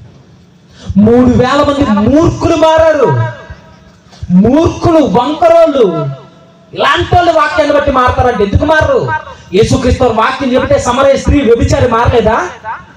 యేసుక్రీస్తు వాక్యం చెబితే ఎంతమంది దుర్మార్గులు మారలేదా? కానీ మనం ఎందుకు మనలో మార్పు లేదు? మనం వాక్యాన్ని వింటాం, సంఘానికి వస్తాం, వెళ్ళిపోతాం. వాక్యాన్ని వింటే జీవితాలు మారతాయి అనట్లేదు. ఆ 119వ కీర్తనలో నీ వాక్యమును బట్టి దానిని జాగ్రత్తగా చూసుకోవడం వల్ల మారతాయి అంటాడు ఆయన. వాక్యం వింటే మారుతుందంటే విన్నంత మాత్రం కాదు, విన్న దానిని జీవితంలో అన్వయింపజేస్తే అప్పుడు మారుతాయి. నిజానికి ఈ మాట అంటున్నాను, మన ఈ కర్నూలు, ఈ తెలంగాణ, ఈ గద్వాల, ఈ ప్రాంతాల్లో వాక్యం యొక్క పరిజ్ఞానం చాలా ఎక్కువ. ప్రతి డాక్టర్ కోసం మాట్లాడేంత జ్ఞానవంతులు ఉంటారు. కానీ బాధాకరమైన విషయం ఏంటంటే మీ ప్రాంతాలే కాదు, మా ప్రాంతాలే కాదు, వాక్యం మీద పట్టు సాధించడం తెలిసింది తప్ప వాక్యపు పట్టు కిందకి మన బ్రతుకులను ఎలా తీసుకువెళ్లాలో తెలియలేదు. ఇది బాధాకరమైన విషయం. వాక్యం మీద పట్టు సాధించడం కాదు క్రైస్తవ జీవితం అంటే, అది సెకండరీ. అది ప్రాథమికమైనది మనకు తెలిసిన వాక్యంలో మనం ఎంత బ్రతుకుతున్నాం. ఇది దేవుడు అడిగేది. నీకు ఎన్ని డాక్టర్స్ తెలుసని దేవుడు అడగడు. నువ్వు ఎన్నిసార్లు బైబిల్ పూర్తి చేసావని కూడా అడగడు ఆయన. నువ్వు చదివిన దానికి నీ బ్రతుకులు ఎంతవరకు కనపరచావు అది చూపించంటాడు ఆయన. వాక్యము పట్టు కిందకు మనం వెళ్ళాలి, అప్పుడు వాక్యం మీద పట్టు సాధించాలి. సొలొమోను అన్నాడు, మానవ కోటికున్న ఒకే ఒక్క విధి దేవుని యందు భయభక్తులు కలిగి ఉండడానికి. ముగించే ముందు సొలొమోను గారి ఇంటెన్షన్ ఏంటంటే, నీకు సత్తు ఉన్నప్పుడు నువ్వు నీ దేవునితో సహవాసం చేయలేదనుకో, ఒకరోజు చచ్చిపోతావు. ఆ రోజు చచ్చిపోయే ముందు నీకు అనిపిస్తుంది దేవుని కోసం బ్రతికితే బాగుందని. కానీ నీకు సత్తు ఉండదు. నీకు ఆ రోజు అనిపిస్తుంటుంది నా జీవితాన్ని నేను వేస్ట్ చెప్పుకున్నాను, గాలికి ప్రయాసపడ్డాను, దేవుని వెనకాల తిరిగితే బాగుందని నీకు అనిపిస్తుంటుంది. కానీ ఆ రోజు ఏమి చేయలేదు. ఆ రోజు ఎంత దయనీయమైన పరిస్థితి అంటే, మనం అనుకోవచ్చు, మనకి సాధారణంగా ఒక ప్రశ్న వస్తుంది, రోజు దేవుడు దేవుడు దేవుడు వాక్యం వాక్యం వాక్యం ఉంటే మరి లైఫ్ని ఎలా ఎంజాయ్ చేయాలండి? లైఫ్లో మాకు ఎంజాయ్ వద్దా అని మీరు అనుకుంటే చిన్న ఎగ్జాంపుల్ చెప్తాను. నిజానికి లోకంలో మీరు ఏ విషయాన్నైనా ఎంజాయ్ చేయండి, కానీ మీకు ఎక్కడ సంతృప్తి అనేది దొరకదు. సొలొమోనుకే దొరకలేదు, మనకు దొరుకుద్దా? తాగుల్లో దొరకలేదు ఆయనకి, వినోదాల్లో దొరకలేదు ఆయనకి, పెళ్ళిళ్ళలో దొరకలేదు ఆయనకి, వ్యభిచారాల్లో దొరకలేదు ఆయనకి సంతృప్తి, ధనంలో దొరకలేదు ఆయనకి, అధిక విద్య జ్ఞానంలో దొరకలేదు ఆయనకి, పేదోడే అయిపోయినా దొరకలేదు ఆయనకి. అన్ని అనుభవించాడు. విశ్వంలో ఒక మనిషి ఏదైతే చేయాలనుకుంటున్నాడో అన్ని సెక్టర్లు అన్ని అనుభవించిన వ్యక్తి అన్నాడు, నాకు ఎక్కడ సంతృప్తి దొరకలేదని. కానీ మనం అంటాం, చిన్నప్పుడు ఒక యాడ్ వచ్చేది చార్మినార్ సిగరెట్కి సంబంధించి. ఆ యాడ్ ఏంటి చెప్పండి? సిగరెట్ యాడ్, దమ్ములోను సంతృప్తి. సిగరెట్లో దొరుకుద్దా సంతృప్తి? కొన్ని దొరుకుద్దంటే ఒకటి చెప్పండి. దమ్ముకి సంతృప్తి దొరికితే ఒక దమ్ము కొట్టిన తర్వాత ఆగిపోవాలి, నెక్స్ట్ దమ్ముకి ఎందుకు వెళ్తున్నావు? బొట్టులో నిజాయితీ కాదు. తెలీదా ఈ యాడ్ మీకు? ఒక సిగరెట్లో మీకు దమ్ము లేదా సంతృప్తి దొరికితే నెక్స్ట్ దానికి వెళ్తున్నావు. ఏళ్ళ తరబడి నువ్వు కాల్ చేస్తున్నావు, పెట్టులు. సంతృప్తి ఏది? ఎక్కడ దొరకదు మనిషికి సంతృప్తి. 5 నిమిషాల ఆనందాన్ని, సుఖాన్ని సంతృప్తి అనుకుంటావు, కానీ నువ్వు ఎక్స్ట్రీమ్కి వెళ్ళినా సరే నీకు సంతృప్తి ఎప్పటికీ దొరకదు, ఎక్కడ దొరకదు. కానీ ప్రభు దయాళుడని రుచి చూసి ఆయన యందు నువ్వు ఉంటే లోపల నుండి కలుగుతా సంతృప్తి. అది అనుభవిస్తే తప్ప అది వివరించలేనిది. అది ప్రభువులో ఉన్నవాడికి అర్థమవుద్ది. ఒక లోకస్తుడికి లేని సంతృప్తి దేవుళ్ళు ఉన్న వాడికి కలుగుద్ది. అది లోపల ఉండి అలా కలగాలి అని అంటే ఈ మనసుని ప్రభువుతో నింపాలి, వాక్యంతో నింపాలి. ఎప్పుడు ఇది ప్రశ్న, ఎప్పుడు ముసలోళ్ళు అయిపోయి కాదు, వయసు ఉన్నప్పుడు, నీ పని నువ్వు చేసుకునే సత్తు ఉన్నప్పుడు. కానికిచ్చేసినంత మాత్రాన దేవుడు వచ్చేస్తాడు అనుకోద్దు. కానికన్నా దేవుడికి ప్రధానంగా నీ నుండి కావాల్సింది నీ సజీవ యాగమైన శరీరం. అది కావాలి ఆయనకి. పాట పాడేసి అయిపోయింది అనుకోద్దు. మరలా గుర్తు చేస్తున్నాను మీకు, దేవునితో సహవాసం చేయడం అంటే చర్చిలో ఒకలా బయట ఒకలా ఉండడం కాదు. చర్చిలో ఎలా అయితే ఉన్నామో ఇంట్లోనే అలానే ఉండాలి. ఇంట్లో ఎలా ఉన్నామో మన పనిలోనూ అలానే ఉండాలి. ఇంట్లో ఎలా ఉన్నామో చర్చిలో ఎలా ఉన్నామో నీ కాలేజీల్లో అలా ఉండాలి, నీ ఉద్యోగాల్లో అలా ఉండాలి, నీ వ్యాపారాల్లో అలా ఉండాలి. ఎక్కడున్నా మన పరిశుద్ధత అలానే కాపాడుకోవాలి. కానీ ఈరోజు క్రైస్తవ్యానికి వేషధారణ ఒక ముసుగు అలవాటైంది. ముసుగు, పరిశుద్ధత లేదు. ఈరోజు వేషధారణ ఉంది. ఎంత హైపోక్రసీ అంటే, ఎంత వేషధారణ అంటే, మనుషుల్ని మెప్పించడానికి ఈరోజు తాపత్రయపడతాను, మనుషుల్ని మెప్పించడానికి ప్రసంగాలు చేస్తాను, మనుషుల్ని మెప్పించడానికి పాటలు పాడతాను, మనుషుల్ని మెప్పించడానికి కానికిస్తాను, మనుషుల్ని మెప్పించడానికే చర్చకొస్తాను, దేవుని మెప్పించడానికి ఏమి చేయను. మా సైడ్ అయితే పాస్టర్ గారు ప్రసంగానికి ముందు ఇచ్చింది పాట, అంతకు ముందు పాడవా అంటే పాడొద్దని, అప్పుడు పాడొద్దని కదా నా ఉద్దేశం. అప్పుడే ఎందుకు పాడాలి అంటే పబ్లిక్ అందరూ వస్తారు, చప్పట్లు కొడతారు. పబ్లిక్ చప్పట్లు కొట్టడం కావాలా, దేవునికి నచ్చడం కావాలా? ఎప్పుడు గుర్తుంచుకోండి, మనుషుల్ని సంతోషపెట్టడానికి మనం ఏం చేసినా సొలొమోనుకి నీకు పెద్ద వ్యత్యాసం లేదు. మనుషుల్ని సంతోషపెట్టడానికి నువ్వేం చేసినా ఒక లోకస్తుడికి నీకు పెద్ద వ్యత్యాసం లేదు. మనం సంతోషపరచాల్సింది, మనం ఆనందింపజేయాల్సింది, మనల్ని పొగడాల్సింది ఎవరైనా ఉన్నారని అడిగితే ఒకే ఒక్కరు, మన కొరకు ప్రాణం పెట్టిన మన ప్రభు అయిన యేసుక్రీస్తు. ఆయన నీ పాట చూసి ఆనందపడాలి, ఆయన నీ ప్రార్థన చూసి సంతోషించాలి. పాస్టర్ గారు నీ కొరకు ప్రాణం పెట్టలేదు, సంఘ పెద్దలు నీ కొరకు రక్తాన్ని చిందించలేదు, సంఘ విశ్వాసులు నీ కొరకు సిలువెక్కలేదు, ఈ లోకంలో ఎవరు నీకు రక్షణ ఇవ్వలేదు. నీ కొరకు ప్రభు భూలోకానికి వచ్చి నీ పాపాన్ని ఆయన తీసుకుని, నీ హృదయం బాలేదే ఆ హృదయాన్ని నూతన పరచడానికి పక్కలో బల్లెపు పోటు పొడిపించుకుని చచ్చిపోయాడు. ఆయన్ని సంతోషపెట్టు, ఆయనతో సహవాసం చేయి. సహవాసం అనగానే మీరు ఏదో అనుకోవద్దు, నువ్వు పనిలో ఉన్నప్పుడు ఆయనతో మాట్లాడు. ప్రార్థన అనగానే గదిలోకి వెళ్ళిపోయి రహస్యంగా చేసి ఇదే కాదు.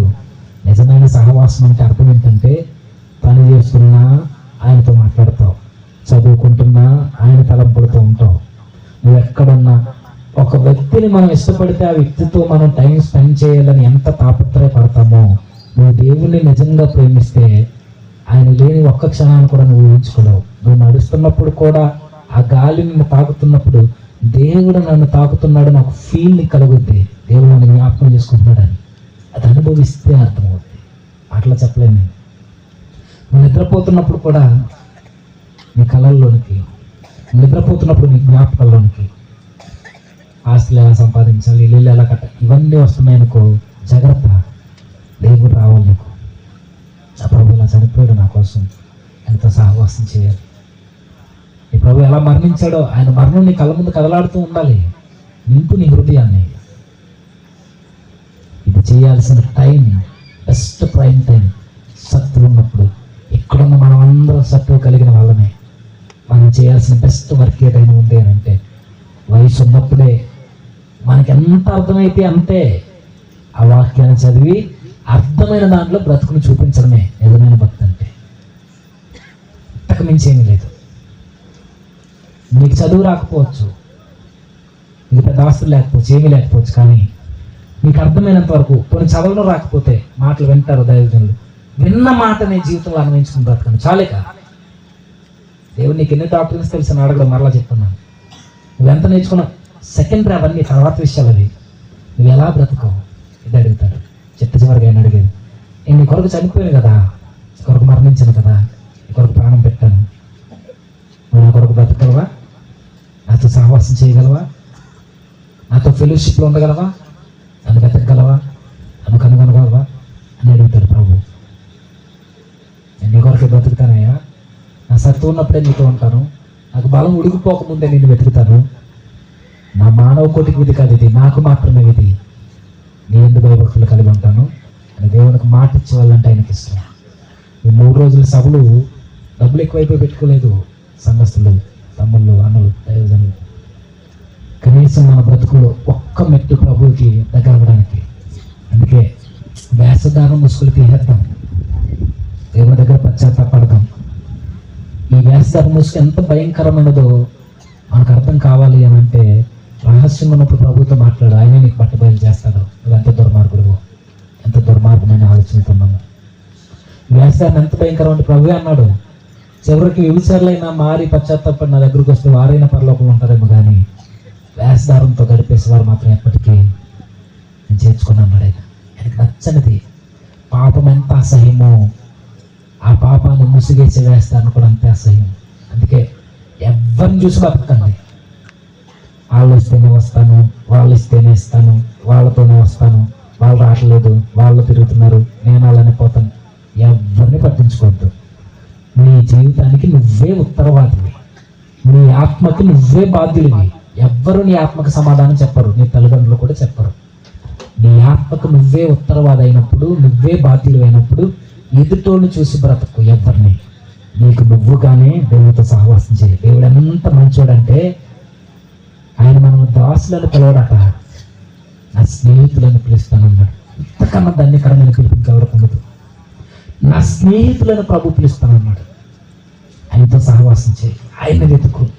వయసు ఉన్నప్పుడు, సత్తు ఉన్నప్పుడు టైం వేస్ట్ చేసుకోవద్దు. చేయాల్సిన టైంలో చేయాల్సిన పనులు చేయకపోతే చేయకూడని పనులు చేసి మీ జీవితాన్ని మీరే నాశనం చేసుకుంటారు. బెస్ట్ ఎగ్జాంపుల్ దావీదు గారు. యుద్ధానికి పోవాల్సిన టైంలో యుద్ధానికి పోకుండా మిద్దెల మీద తిరిగితే తన జీవితంలోనికి పాపం వచ్చి కూర్చుంది. మన బెస్ట్ టైంలో, మన వయసు ఉన్నప్పుడు చేయాల్సిన పనులే చేయండి. ఏది మంచిదో దాన్ని చేయండి. ఎదుటోని చూసి వాపులేసుకోవద్దు. చెడు ఆలోచనలతో మీ టైంను వేస్ట్ చేయొద్దు. ఎక్కడ పడితే అక్కడ తిరగొద్దు, ఎవరితో పడితే వారితో సహవాసం చేయొద్దు. బెస్ట్ టైంని, బెస్ట్ థింగ్స్ మీద మీరు ఇన్వెస్ట్ చేయండి, మంచి ఫలానికి వస్తారు. ప్రభుతో సహవాసం చేయండి, పరలోకంలో ఉంటూ ఉంటారు. అది దాని ప్రభు మనకు అనుగ్రహించండి కాక. తలవంచండి, చిన్న ప్రార్థన చేద్దాం. సర్వోన్నతుడా, సర్వాధికారి, కృపగల మా ప్రభు, అవునయ్య, నీ కుమారుడు సొలొమోను ద్వారా ప్రభు మాతో మాట్లాడారు. అయ్యా, ఆయనకు అర్థమైంది వృద్ధాప్యం వచ్చిన తర్వాత. ఆయన మనోనేత్రాలు వెలిగింపబడి చెబుతున్నాడు, మా జీవితాన్ని వృధా చేసుకోవద్దని. చచ్చిపోయే ముందు తండ్రి, మనిషి జీవితంలో చేయాల్సిన పని ఏదైనా ఉంది అని అంటే మనం జ్ఞాపకం చేసుకుని మీతో సహవాసం చేయడమే. అది మా జీవితాంతం. మా జీవితాలకు అర్థం దొరికేది మీ ఎద్దకు వచ్చినప్పుడే. కానీ మా మనసులో మేము దేనితోనో ఎంపుతున్నాం. మేము వెతకడం ఎప్పుడో మానేసాం, ఇప్పుడు మర్చిపోయాం. ఈ వచనం పిల్లలకని మేము మర్చిపోయాం. ఈ వచనం సండే స్కూల్ విద్యార్థులకని మేము పక్కన పెట్టాం. కానీ మీరు చెబుతున్నారు, ఇది సత్తువ కలిగిన మా అందరి కొరకు. మేము బ్రతకాలి, మేము మీతో సహవాసం మేము చేయాలి.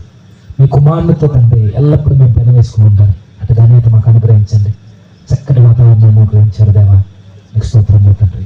మీకు వందనాలు తండ్రి. రేపటి దినాన్ని ఇల్లు కూడా అందరితో అనుగ్రహించండి. రేపటి దినాన్ని జరుగుతున్న తండ్రి ఉదయకాలపు తండ్రి దేవా కుటుంబంలో మీతో అనుగ్రహించి మీరే మాతో ఇంకా ధారాళంగా మాట్లాడండి. ఈరోజు ఎత్తబడిన వాక్యం తండ్రి ఎవరు అపార్థం చేసుకొనక మీరే మాతో మాట్లాడారని మేమందరము తండ్రి వాక్యానికి విధేయులమైన పిల్లల వల్ల ప్రవర్తించటకు సహాయం అనుగ్రహించండి. జ్ఞాన సంపద కన్నా జ్ఞానానుసారమైన బ్రతికే మిన్నాని తండ్రి మా బ్రతుకుల్లో క్రియలను చూపించడానికి సహాయం అనుగ్రహిస్తారని ఆశపడచ్చు. ఈ ప్రార్థన మీ కుమారుడును మా రక్షకుడైన క్రీస్తు నామమున సమర్పిస్తున్నాము తండ్రి.